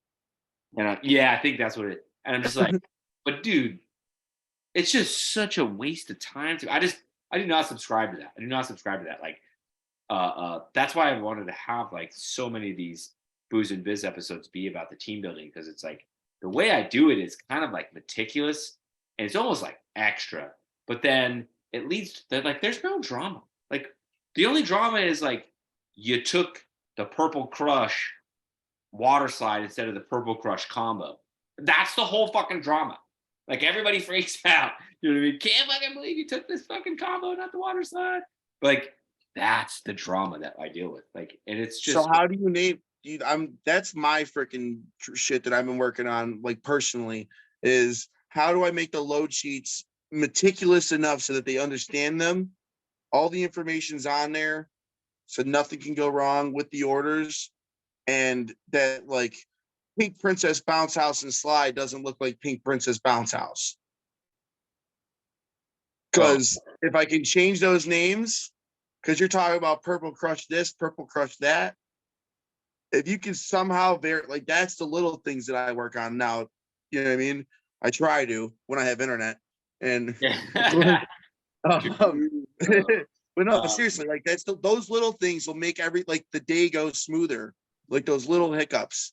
I'm always trying to lean things out and make their lives easier. So it's like stupefy, like you know what I mean, stupefy things. Like for example, like the phone machine, I'm buying its own extension cords that go with it at always, so it doesn't get mixed with the extension cords that you're using for your regular rental stuff, and like even having black extension cords for the black. Your phone gets Google? Yeah, it does. Oh, I'm not Googling, so I'm not. Listen, my phone, I've been taking orders on my phone all day. Like, it is a very, very annoying thing playing around and trying to do bookings off a cell phone. Oh, it is. I know. It is, I can do it. So for me, like with that is, and this is probably not the right advice, right? Or no, I'm gonna say that different.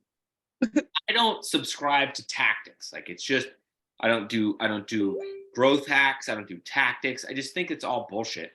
A long time ago, I was going to start a website or a podcast or something. I don't remember, but it was called Values versus Tactics. And the whole notion of that and I used to teach that to my employees back in the day, but the whole notion was like, I can't come to you and teach you the tactic of how I team build because I don't have any team building tactics. I have a set of fucking values. Like team building is my religion. And in like, so you think about somebody who has like a legit religion, like a religious religion, right? They can't teach you Christianity tactics. Like you believe in Christianity. Like that's the way I am. That's the way I am. Values versus tactics. Like I subscribe to values. So the way I have solved the guys taking the wrong equipment is a hire smarter fucking guys. Okay. Now, yes, I do have a certain things, but like I don't print out the I forget what it's called in inflatable offices. I don't use it, but Load sheets. Packing sheet. I think it's called a packing list. They're not even entered. Like I don't even enter them because I hire smart guys that know like, here we go. Right. And then I'm there and I help count shit, you know what I mean? Like whatever. So I am trying to get some things in place where I can remove myself. Not that I'm ever going to sell the jump off, but I want to get it to the point where I could just sell it to some rich millionaire and be like, yep, here's your cash cow, buddy. You don't even got to do anything. I mean, because that will run a solid business. So like I still do matter a little teeny bit, but in promote like, but I'm a people person. Like I'm a people person. I'm not a tactic person. So that's why I promoted Trevor and Isaiah. Like they're now going to be the new me's, right? And I'm going to be teaching them how to be the new me's. Then I don't have to be the me because I have the two managers there. But like it's values versus tactics, and values are always going to win. Like there's no, to Al's point at the a while ago, there's no customer service tactics that are going to work or that are going to beat Al, because Al has customer service as the value. Like it's the most important thing in his company. So it does not matter what tactic Al teaches to anybody else. They can never beat him because his is a value tactic, because it's values versus tactics, and values will always win out. But that's why I'm so fucking passionate. I feel like customer service should be in everybody's stuff in this industry. Like you should just like, okay, you want to do your own values and stuff. Okay, good. But I think everybody should have, like, if you want to make money in this industry, customer service is key. I feel like I don't even think you get a choice for that one. That has to be in your values almost. Yeah, Since this is what this episode about.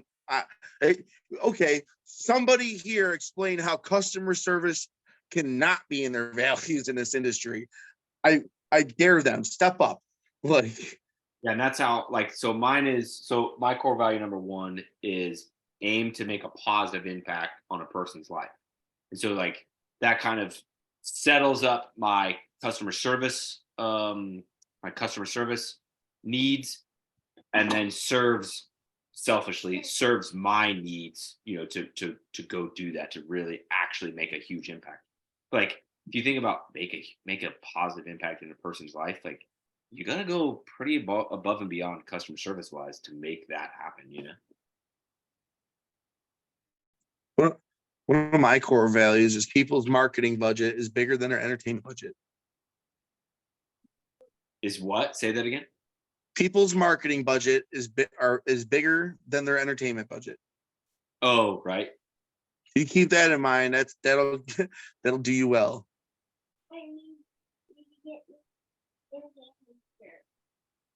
There you go. Oh my God, how did you get that on? Hold on, my daughter's got herself trapped in her own shirt. There we go.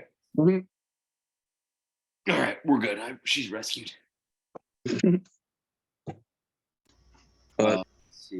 Let's see. All right, we'll jump over to Facebook question here from Corey Splash. How do you pay your helper, per setup or hourly?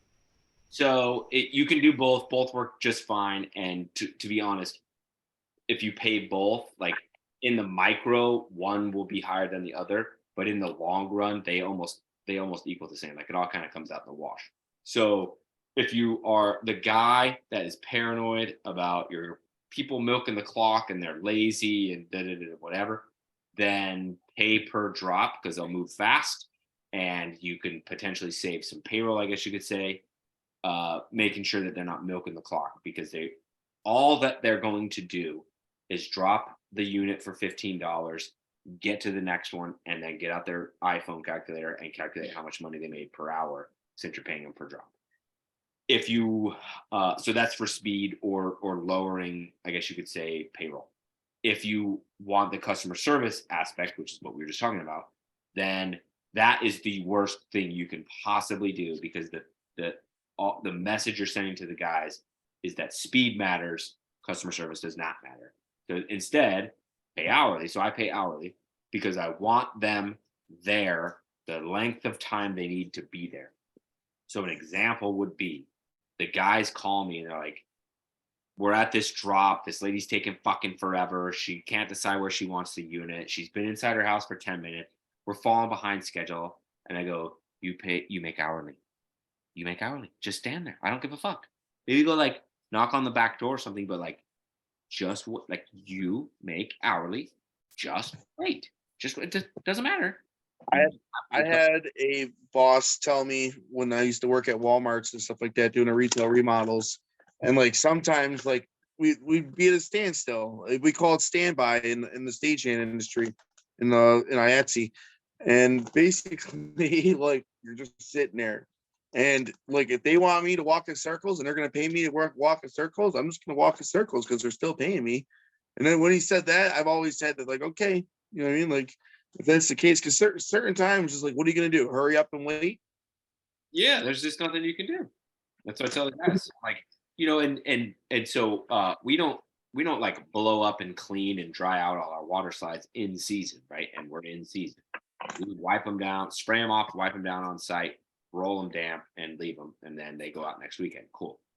So I think this was 2 weeks ago. Trevor came to me. He's like, bro, these slides we're setting up are like definitely nobody cleaned these. I was like, right, nobody cleaned them at the pickup. And I'm like, okay, like I need, like, you got to bring me information. So like, give me some pictures, give me some videos. Like I'm not expecting you to go into the group chat and like call people out or whatever. Like, just bring me some information so I can have some intel on it. And then sure as shit, like fucking shit's super dirty. And so like the one person that was held accountable for 2 of those, like when I talked to him, I was like, bro, you make hourly. Like, why is it not clean? Like, you can't get behind schedule when I pay you hourly. Like, I understand, like I want you on schedule, like I don't want you finishing an hour late, like that's just milking the clock, but like there's no point to have a dirty slide. And so but that's why I pay hourly. You gotta get closer, else I can't find it. That's why I pay hourly, because I want the guys to do a good job. Like, you know what I mean? I want them to do a good job. This is B Grizzly. He used to be my star employee, but he kind of quit. He put in his 2-week notice. I will say too, that's exactly why I do the more flexible drops, where it's like you get the all day Friday to deliver. Is so then when they do have one that's dirty, they're not against the clock trying to get this knocked out in 20 minutes because that's all I have assigned for them. So it's just like, you know, it's to each their own. But like that's I never clean them at the shop. That's just what we do. You know, unless they're bad or they have leaves on them. Like, for example, I picked up a slip and slide last weekend where I work. It was right at the freaking tree. It was dirty. And so that one was supposed to get set this week. I don't know if it ever did. It's going back up this next weekend. So, you know. We started cleaning, we only have one slip and slide, but we started cleaning it like a combo because it's just always wrecked. But this week we were actually going to today, the guys were gonna clean a small easy side. We have 15-foot blue crush. They were gonna clean it because the outlet didn't work, right? So okay, this is a good like learning experience. I hate that. It's really a big thing. Everybody pay attention to this. Yeah. So we have so I have this conversation with a couple of the guys where I'm like, this is fucking bullshit. Like, you guys make hourly, like clean the stuff, like do the fucking job. Like, if you don't want to do the job, just let a dude know. And like, people are, you know, I'm not shy about getting back in a truck. And so this weekend, right, I get the text message that I should get every single time that says we couldn't blow up this unit. I don't remember what happened. The outlet didn't work. The windows were all closed. It's always because it's plugged into the garage or something like that. Oh, And then they pull it out and leave for the day the next day or whatever. And then they go to work, and then you have no access to power now because there's nothing on the outside of the house. Yeah. 9 times out of 10, it's that. Pick it up. Yeah, and so, but I get the text message. I'm like, bro, thank you for doing that. Now I can plan accordingly, right? So he said he thinks the slide might be flooded, but they definitely couldn't blow it up. So it needs to be wiped down or whatever. So I was like, cool, we'll just blow it up at the shop and clean it, right? We have all these guys, we can make it happen. Well, then it got rented last night. Like, the lady rented it last night. So then I just said, cool, instead of you guys cleaning it today, when you go drop it, like, just make sure to blow it up and wipe it down. Like, but since, you know, kind of getting back to the actual question, which is the hourly or the by the drop, like, since I pay hourly, I'm able to be strict on the things that I care about, which is the customer service stuff and the cleanliness stuff. So that way it creates the kind of opportunity for the dialogue to happen where I'm going to get informed that this unit was not able to be blown up and needs to be cleaned. And so we're in the know, you know what I mean? Versus the guy's just going, oh shit, we couldn't blow it up. That's bullshit. And roll it and then don't tell anyone. Because they're trying to move fast. That's all. Last thing too about that too, about paying hourly over that. There's an ad is versus per inflatable, is that at least for me, we do a 30-mile radius free delivery. And so I don't think it's very fair to my guys if they're going from one side of that circle to the other side. If that's just the next stop in the route. I'm not gonna, I don't expect them to be unpaid for 45 minutes. It's the flip side too. So yeah, I mean, there's Another- a million different ways to run it. I think it's important to figure out, It- that company, how you want to align to that, and then what you want accomplished. If you want to be, if you're going to be a discount renter, then the cleanliness is not going to matter as much because the people know that you're discounted. And cleaning's a pain in the ass, dude. Cleaning's a pain in the ass, both to do and to manage. So if you're going to be discounted, you just know that like your cleanliness can come in lower and you're good to go. Whereas if you want to be more premium, the cleaning is, going to be that much more scrutinized.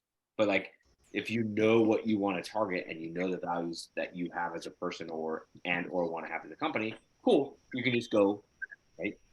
There's a guy semi near me. Like I think it might be in Mississippi. I think it's I'm gonna forget his name. I can't remember his name on camera. But his name of his company's Discount Bounce House or Discount Inflatable, something like that. It's like, cool, bro. Like you're gonna be lower priced, but you're gonna turn you're gonna be a volume guy. You're gonna turn and burn most likely. I think it's key. You're gonna turn and burn. Like mad respect. Like not what I would do, but like your values are different than mine. So it's also kind of almost borderline illegal to 1099 people if you don't do it the right way. Yeah, you should not be 1099ing. Like, let's be clear on that one. You shouldn't. And I don't know how to, like, now that I'm as big as I am, it's easy to sit where I sit. Now fucking W to them. I just don't know how to give the proper advice, both from a standpoint of having proper advice and B, like, what's the proper thing to say on camera live on Facebook right now and going on YouTube. But so I always kind of point back to what my old CPA told me, which was when you're that small, 1099ing is a common practice and not that big of a deal. I ended up firing her, so I don't know if that's the greatest advice ever, but I've got an accounting episode in the works. Hopefully with either my accountant or CPA, or maybe we'll do two. Who knows? They're both good dudes. Hey Nick, can I say something real quick or ask something? I'm new, and we talked about this a little bit earlier. You just talking about discounts. I started with all used stuff. So what do you think? Should I discount my stuff a little bit because it's used, or just say the hell with it and just go with what everybody else is doing? Just go for it. It's going to come down to whatever you think is right. But yeah, back in the day when we had used units, I undercut the price of the big dogs because number one, I could because I had no overhead. It's just me. Number two, I knew I had some nicer used units, but then I had a couple of busters, and to where it was kind of like I knew if I could, and then this was actually the real reason where I knew if I could get rentals going out, regardless of whatever unit I dropped, it was going to be me dropping them, right? And so I'm like, there's no better customer service than me. So I felt very confident that once they rented from me, they would not rent from somebody else because of the way we could take care of them. But between the communication, right, the drop-off window, me being early, and I was like, when it was me, like I was like clockwork, And then I'm nice and I'm normal and I pet the dog and versus Okay. How many? I don't know, man. I have to this is my advice. There's only so many weekends in a year, and there's everybody has a birthday throughout the week and they throw it on the weekend. Like you will rent those bounce houses out for $175 or $200. So don't, you know what I mean? Just stick to $200. The next person to call, work on getting more phone calls in. I mean, you call people out, like you can get that 200 if other people are getting 200. You can get the 350 if other people are getting 350, whether it's bull crap or not. I see it time and time again. They only have a couple bounce houses, especially if you're running. How many houses you got? I got three slides and one obstacle course. That's what I'm starting with. Yeah, you don't got to discount that stuff, man. People want them. Okay. That's why, All right. that's why when I tell people my pricing formula, the facts are added together and then it's multiplied by your ambition. That's the idea behind. So I do comps plus difficulty times ambition. The reason I do that is because what is the comparable price around your market? That's what you can charge. Okay. The other day, Dexter was in multiple of the Facebook groups saying, shoot for 10% of your unit no matter what. I'm like, well, bro, like, what if I got it on sale? What if I'm in Michigan? What if I'm in Miami? Like 10% of the cost of the unit has nothing. Like, Yeah, like but the cost of my house, like cost of so same. I deleted Dexter. House in San Diego. I deleted him out of the group. I was done with him. I honestly didn't know that he had 7 reviews and he didn't even have a website. Yeah, I don't know any of that details. It was actually aggressive. He's been in the group for a while and he's actually said some sound advice and been cool, but lately he's been on some shit and I looked into him and was like, oh, this dude's actually like no. Yeah. But yeah, so I'm like, you can't charge 10% of the cost because that it's like the 10%. If I were to sell my house right now, I would charge 10% of the cost of my house. No, the market is gone. I don't like steadfast rules. I think that rules should be like a minimum. Like I think that's a minimum rule, not like what you charge. I think that's like the very bottom you could go to. We can't get it down here. Huh? Our market's lower. We can't get it down here. Like it's lower than 10%. If I get an 18-foot slide on sale, I might be able to get 10%. But an 18-foot slide here is 305 is what I have. Some of the all weekend guys are 315, and then there's plenty of people below me. Is what an 18-foot slide is. I'm like $500 or $600 for. Yeah, I'm like it. I'm at $499 for an 18-footer. But that's what I mean. Where it's like 350 in South Texas. Kiss my ass, Nick.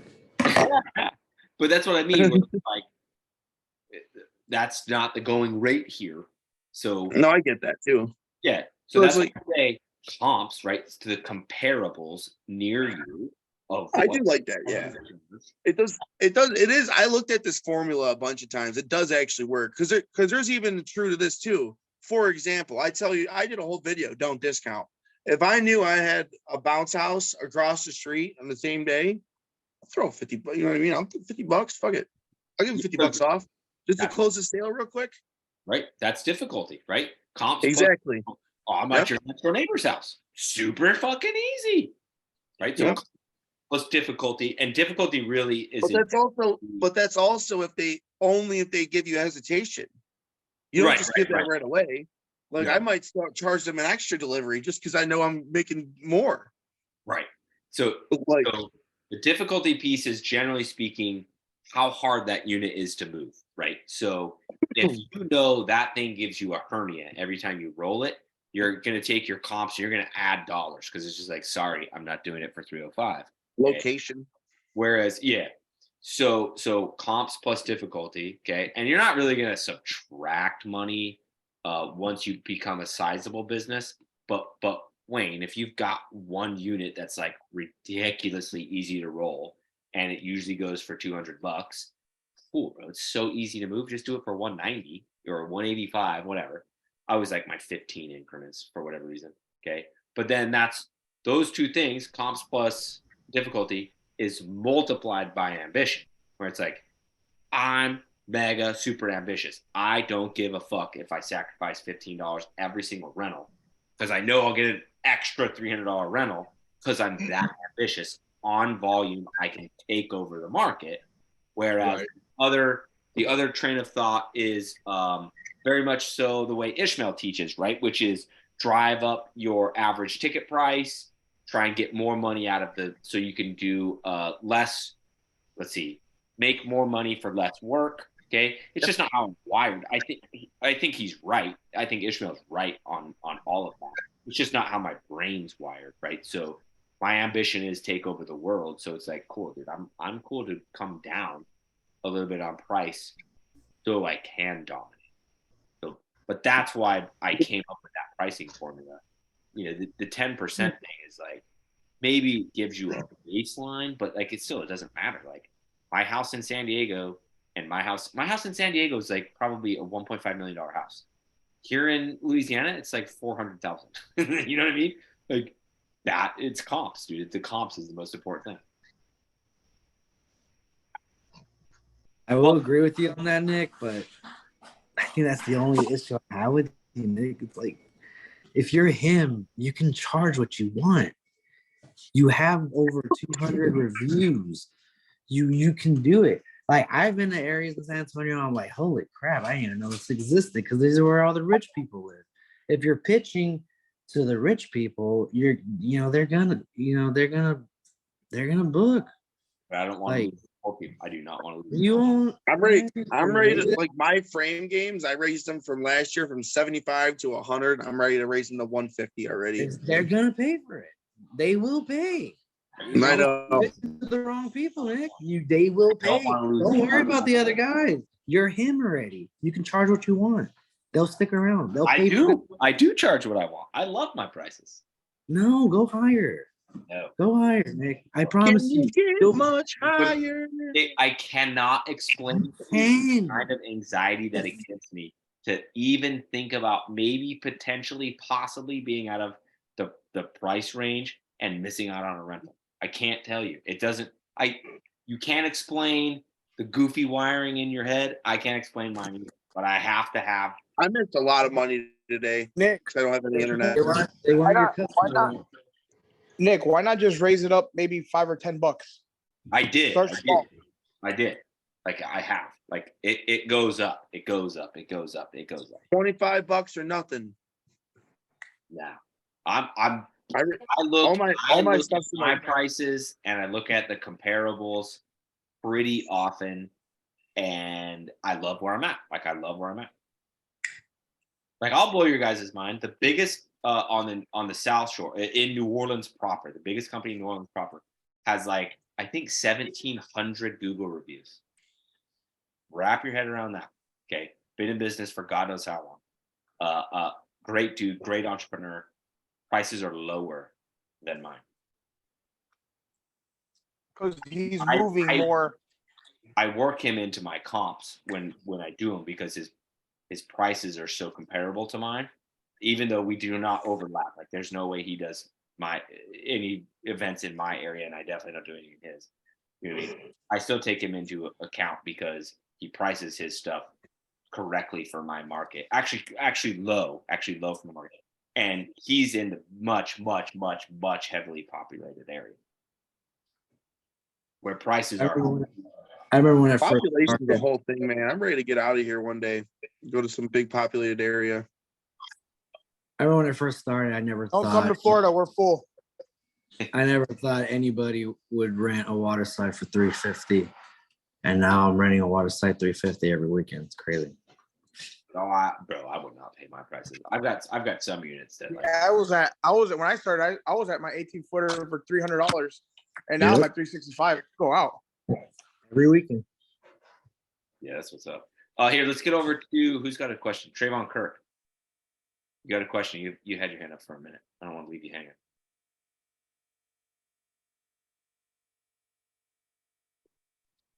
I'm just trying to figure out what generators do y'all use.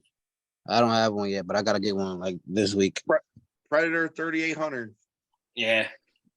Predator is going to be your best bang for the buck. It's the in-house brand from Harbor Freight. It's great, and then Harbor Freight brings the discounts, dude. They got good stuff. If you need it to run, go ahead. No, finish. Mine's completed. Go ahead. So Get the warranty. Get the warrant? Okay. All right. Get the warranty. Put a freaking stickers on it, like a boat stickers with the date that you bought it, so you always remember when the warranty comes up. and then freaking take them stickers off and return it every year the day before and just pay for the new warranty, and you'll get a new generator every year for like $30. I don't know about that part, but I swear to God, I swear on everything I love. I Harbor swear Freight on honors it. everything I love. A lot of people do it. I'm sure they do. I'm sure they do. Another good place too is, I don't know if you have it where you're at, but Northern Tool and Equipment. That's where I have all my generators are Power Horse branded, which have worked out well.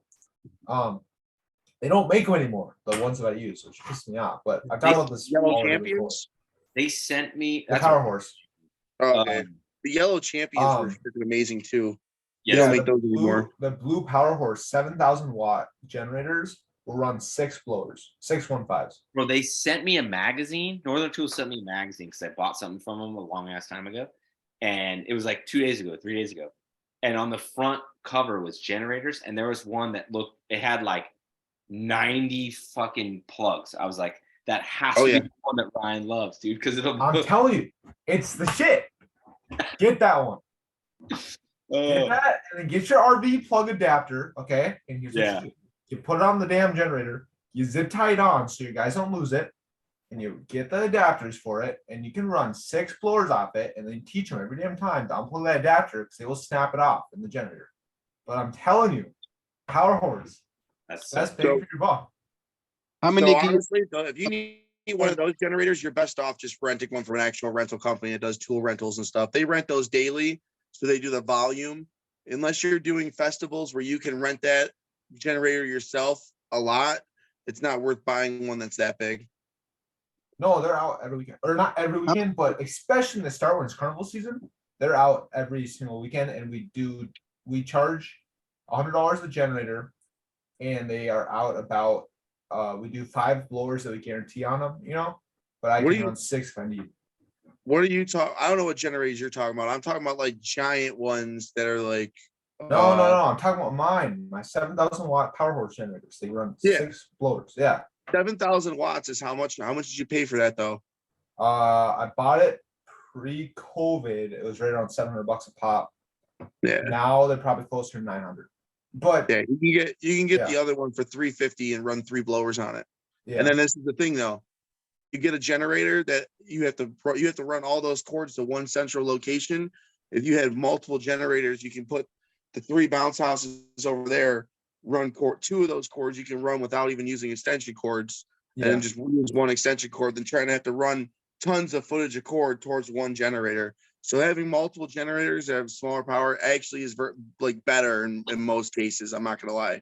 That, and also like if one goes down during an event, it's less of an impact. Yes. So there's different benefits and pros, but I've had really good luck with Power Horses personally. But yeah. When you buy one, look for, so what you want to do is look for how, like, just the voltage and the watts and the amps, like it's all right convoluted in math. So just look for its own breaker. So the way that a generator will look is on the front there'll be a plug, and then there'll be a white outline around the plug, and it'll tell you the amperage of that plug. Okay, and there's another plug, it'll have a white outline around it, and it'll tell you the amperage of that plug, or it'll be all in the same one. So that's 20 amps for 2 plugs, or 4 total plugs, but 2 outlets. You know what I mean? You need one 20 amp breaker for every single blower. So depending on how many blowers you want your generator to run, you need to have that many that many breakers. Okay. Now the exception to that is like what Ryan was saying. There's a circle plug. It's a 30 amp. Okay, and it'll probably say AC by it because it runs the AC of the camper, okay, the air conditioner. That's a 30 amp plug, and you can buy an adapter that goes in the 30 amp plug and will split off. I'm pretty sure it's AC because it's alternating current. Could be. I am not an electrician. I was just 30 amps got to run the AC. But there's an adapter that plugs into that splits into 3 normal ones. And I think off of 30 amp you can run Pigtail. You can buy those at Harbor Freight too. Yeah. But just look at the front and then see how many breakers it has. That's how many you can run. So if it's got the 30 amp circle, that runs 2, and then a 120 amp, that's what mine has. Runs Some 1. of those connections are 4-prong too, and not just 3-prong. Yeah, but it's always a circle though. Yep. What Wanna make drives sure me you know nuts what- is everyone always tries to put so many blowers on one generator. Yeah, everybody, and they're like, "Oh, what's?" I know a lot of companies that do the one. Sorry. I don't give a fuck if your shit is 10,000 watts. If it has one breaker, you're running one blower. Like that's the way. Right. I know a bunch of companies That's that, the way. that do one bounce house per blower or per generator. And I they don't make think you them- should they put more make than them- 2 And they make them rent and stuff like that. Yeah, because you're because driving, the you're more driving- you put it, the more you put, the less power each one gets. So you're hindering your power on the blower. Well, yes and no. You're buying it. If you buy a generator with proper wattage, then it's not going to limit. If you're Nah, you don't running think too the many same- blowers on Jump a the small breaker. generator, then you'll have issues.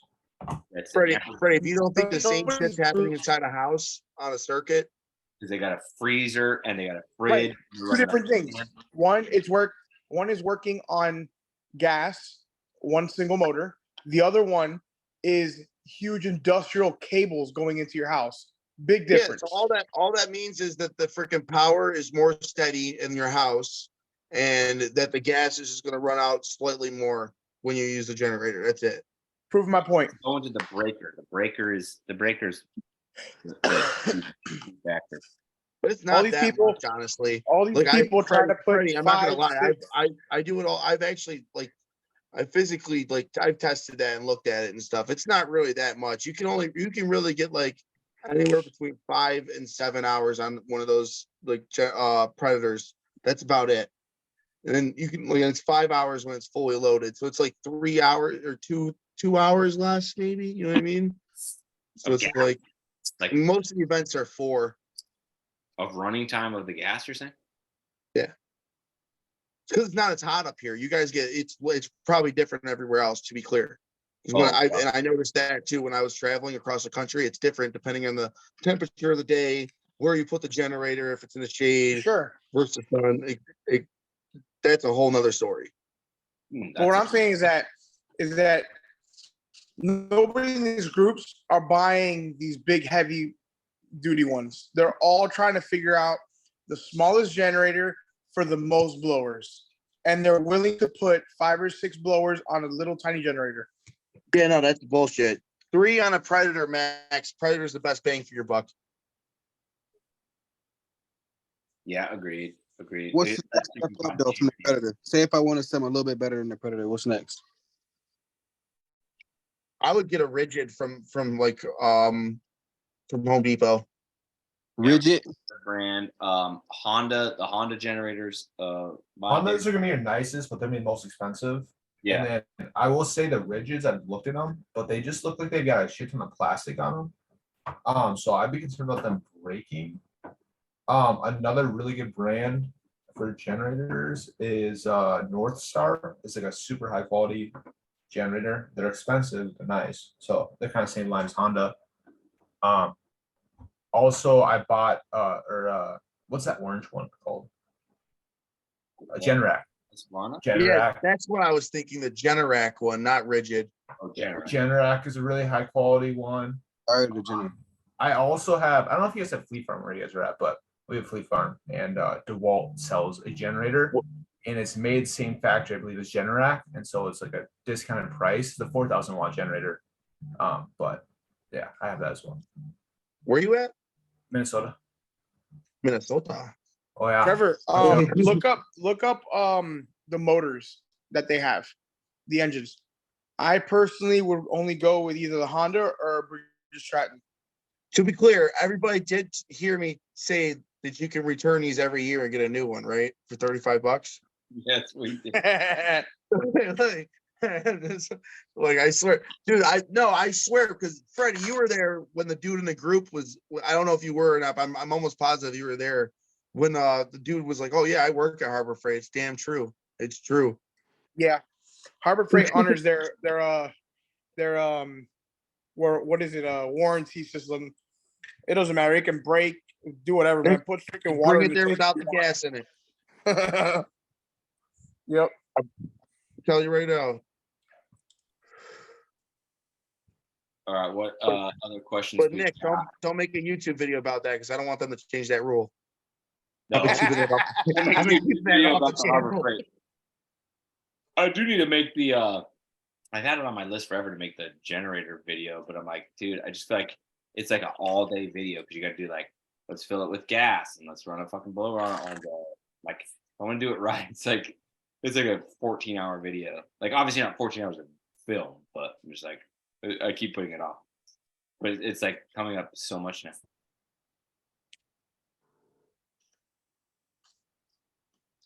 Yeah, I got another question. Honestly, though, you know what's crazy too? I just remembered this. They got a 2-year plan now. And I think it's like $40, $50. I swear to God. Oh, that's funny. Hey, I got great news. I'm like almost 90% positive. I just forgot about that. So check it out. I got good news because I see Foam Daddy. Oh, you cut out. You muted yourself mid-sentence. Sorry. So because I see Foam Daddy is being repped really hard in this Zoom meeting today.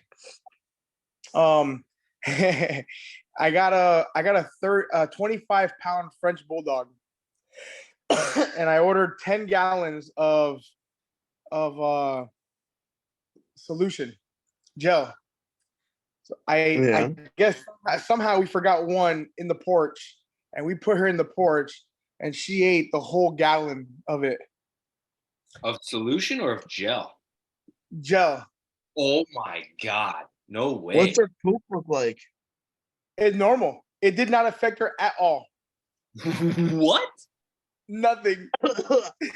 I literally, when I walked in and she was licking the last of it, I'm like, oh my God, this dog's gonna die. Die. This dog is gonna die. My whole What if family's you gonna felt be like if you fed her devastated. water and she starts like farting bubbles? What we thought, we're like, she's gonna start throwing up bubbles and stuff. Nothing. She might have threw up something somewhere, but Wow. she's alive. How big's this dog? When the first shipment landed, like Paul sent like the Canon and then I think 2 gallons of gel, but the gel box was all nasty because one of the gel packs broke open, and like I opened it and like grazed my hand across it, bro. It took like 7 showers to get it off. Oh yeah. Oh, it's not that bad. It's horrible. Dude. It was We like had to wash my dog. Yeah, because it like stuck to the side of the cardboard and like kind of dried out extra, so it was like mega ultra concentrate, bro. I couldn't imagine a human eating it. A spoon of it. I wouldn't eat it. Even if it's 2 products that are FDA approved though. That's what's wild. So technically you can. Yeah, it's still I wouldn't. like I bet. Dude, you see, speaking of phone, we should talk about like phone pricing and stuff like that. We've been talking about all this pricing. Like, what is everybody getting for like phone parties in your area? I'm getting like $350 for an hour, and everybody else is doing $300 around here. And 335 is what I'm at. Yeah, 335.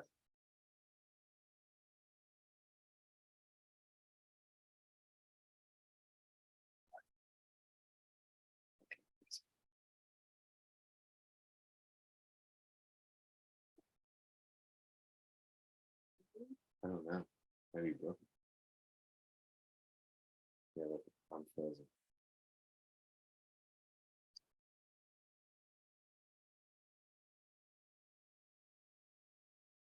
I try to have 10s only on the hundreds though. Basically 4.2s. Gotcha. But where you at?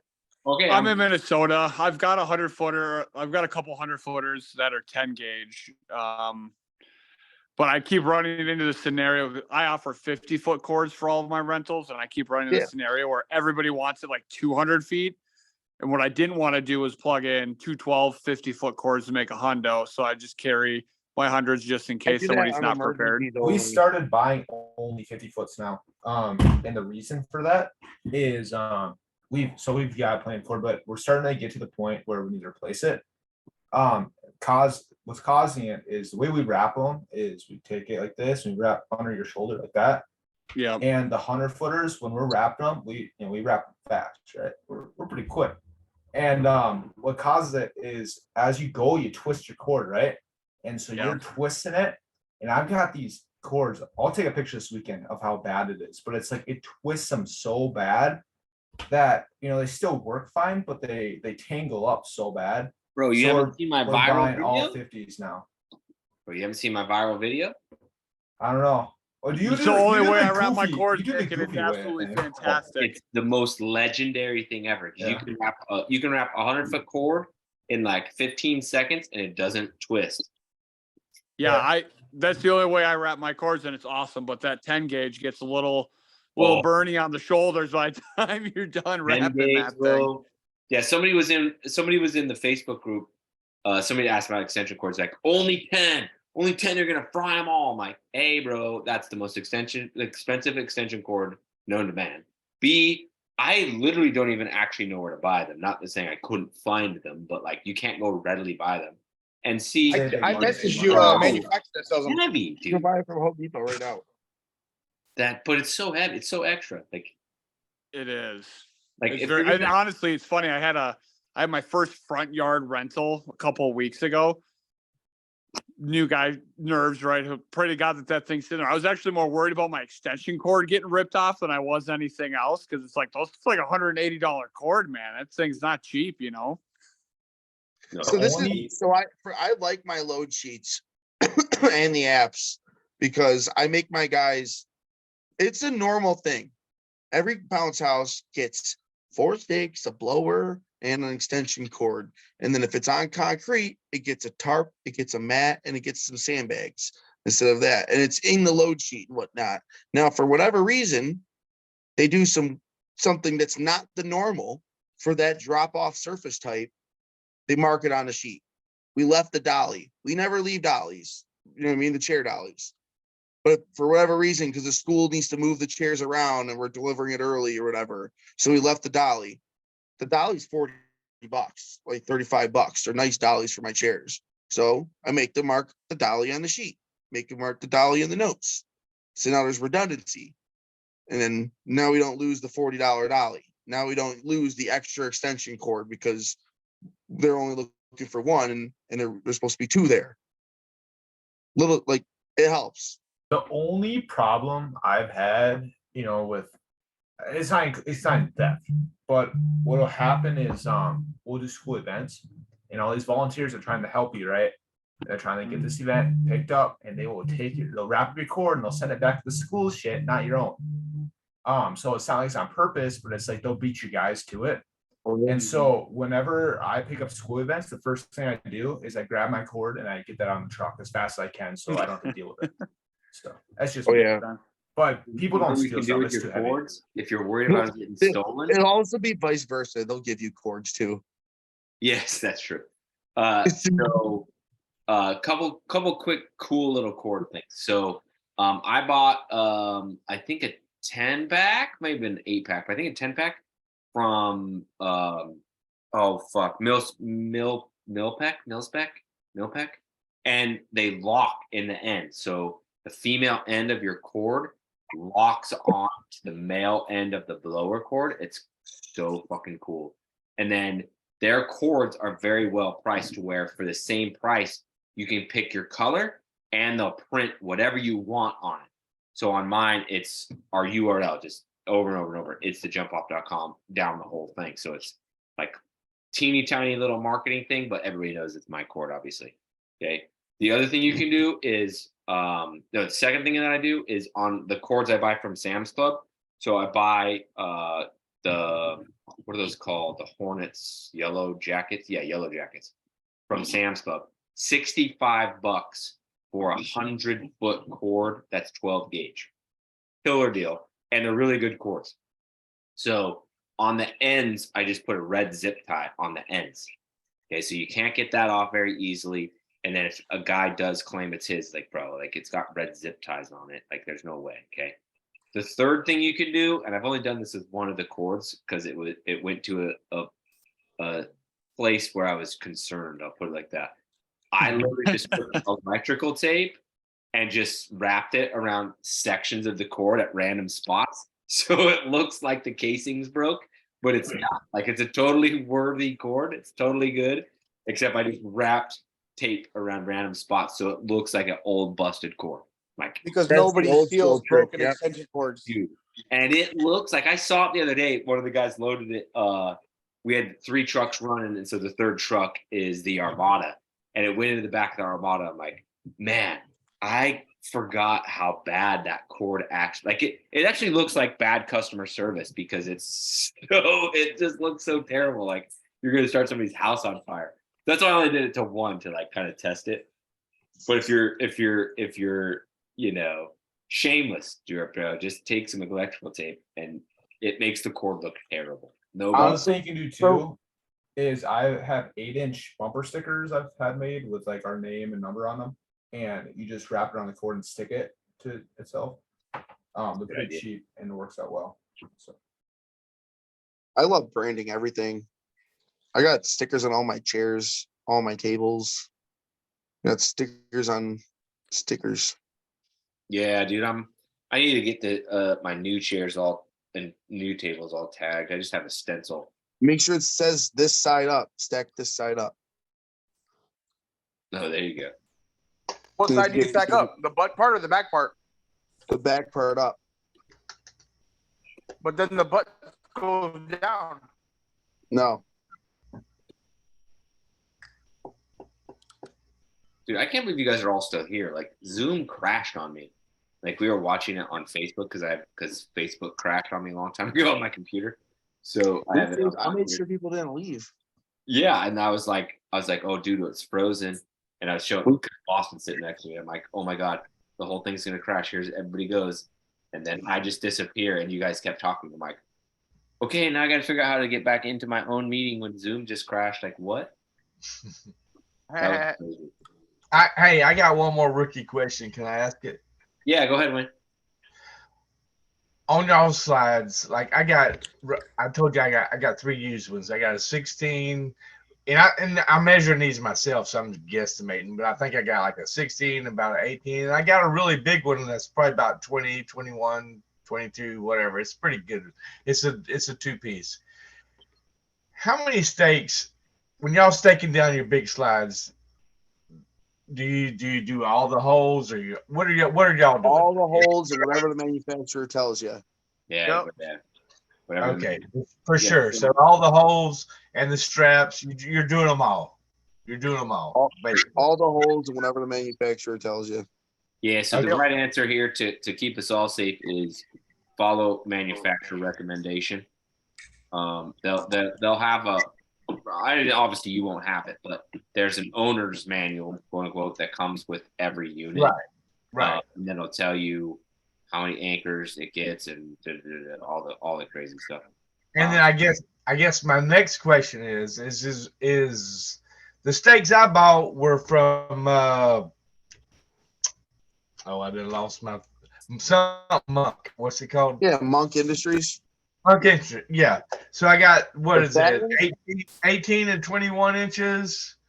Is ATSM, that what y'all are using or what? ATSM stakes, or They're mine are that fat around, like they're huge. Yeah, to be No. ASPM, I think they got to be freaking 1-inchers. Yeah, they're like an inch, something like that. Yeah. Or 18 inches long and 3/4 inches is the norm. And the reason I say that is because that's what the company is going to send with their slide when it's new. Okay, so 18 18 3/4. long and 3/4 inch thickness. That's the normal. Okay. That's what the company's going to send with the slide. And I got in the other day. I got in a slide that had the 1/2 inchers, where it's like you pick them up, you're like, oh yeah, like I'm going to bend that day one. And it's like they this is one of the things about the industry that has confused me, where it's like the standard is this big, huge fucking thing, but the people that send you the slide send you these little dinky ones. It's weird to me. Like that cutting edge unit I just bought, they sent me 1 inch, 24-inch long steaks. Throw those away. Throw those away. I'm gonna tell you right now, cutting edge forces you to buy those fucking things. Back in the day, they used to force you to buy watchdog sirens as well. Really? Throw them all away. Dude, those things are the most brutal steaks. I had to pound that into like They the do. driest field Those of the watchdogs world are last HSN weekend. standard So now. wait, what cutting edge unit did you buy? What is it? The Wacky Kid Zone. So that's like the one that's like the same. It's like a big rectangle, the like normal combo one, right? It's open on the top. Correct. Yeah. Okay. Yeah, I don't have that one, but it's similar to the Princess Palace layout. If you've seen that one on there. It is. Yep. So I have that one, but all of our combos, we do 4 steaks, 18-inch J hook steaks. Yeah, that's what I have for all my other units. That one, when I picked up the steaks, I just bought it quick because it was in stock and I needed it for a customer. Throw that shit away. And I grabbed those steaks. I'm like, Jesus Christ, man, these things are ridiculous. You need a 16-point sledgehammer to send them in. Yeah, and then I keep those steaks and I use them for 2 things. One, I have their heavy haul and dump truck side. It's 19 foot. It's massive. I use those 3-foot steaks on the outriggers on that one. So that's the only use I have. They're basically the 3-foot 10 fucking steaks. Anyways, use them for that. And the second thing I do is on all my combos. Most of my combos are from inflatables. It's just, I don't know, it's a brand I like. And they come with a Velcro thing with your logo on it, whatever. And as we replace them, we pull off our logos, right? Because we don't sell stuff with our name on it. That makes sense. And so what I do is you can buy these things at Harbor Freight, and it's like, you know, like the corners of your tarps, those little like rings, you know, that you can the rivets.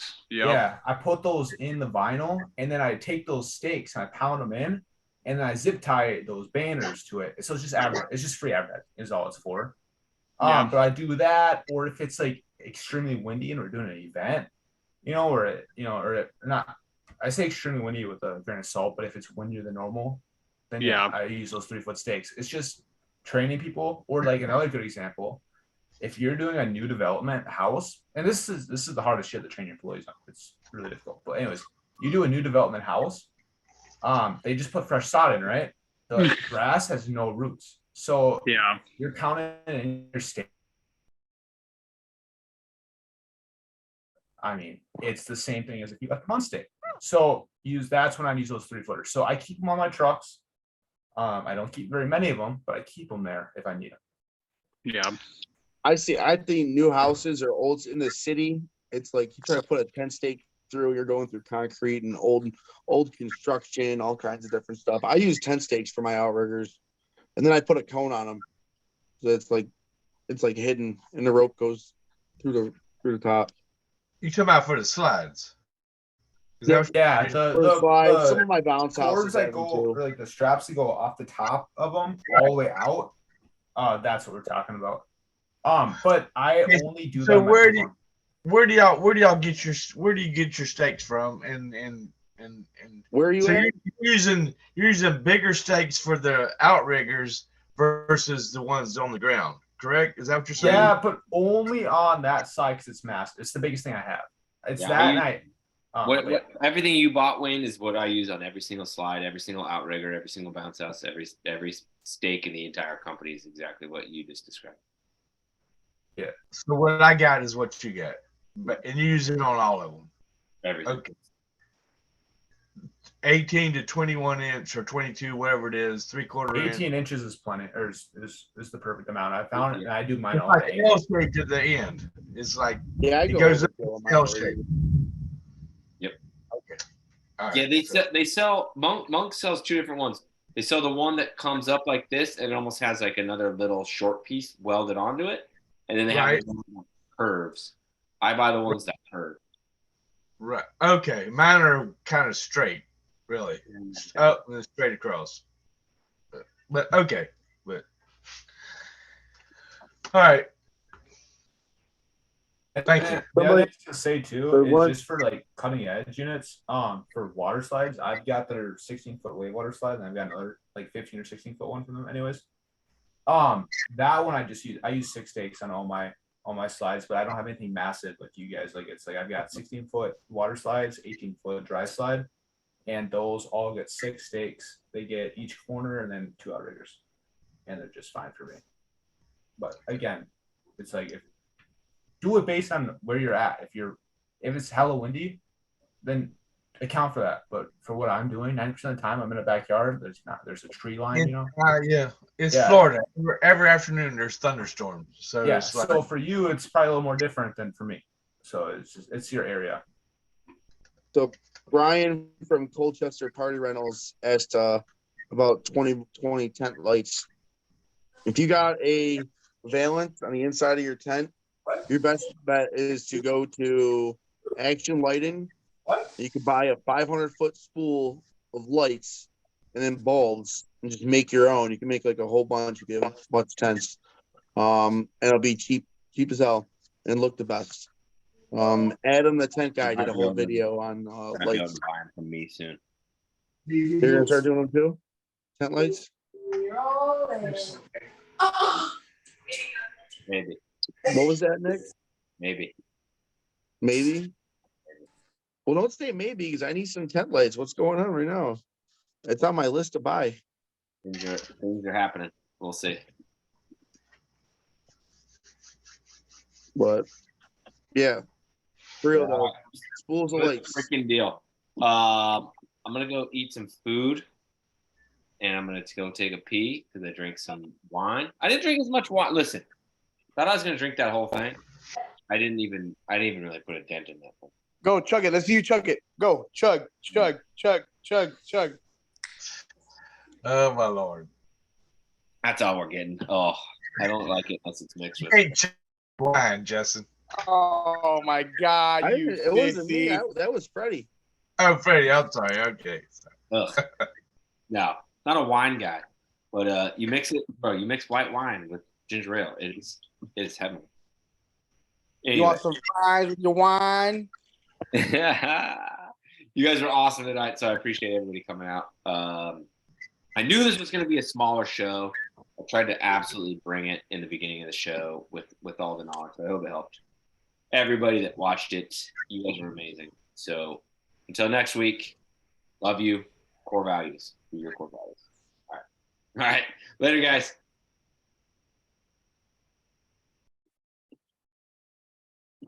Oh, broke? It broke. It literally broke right now.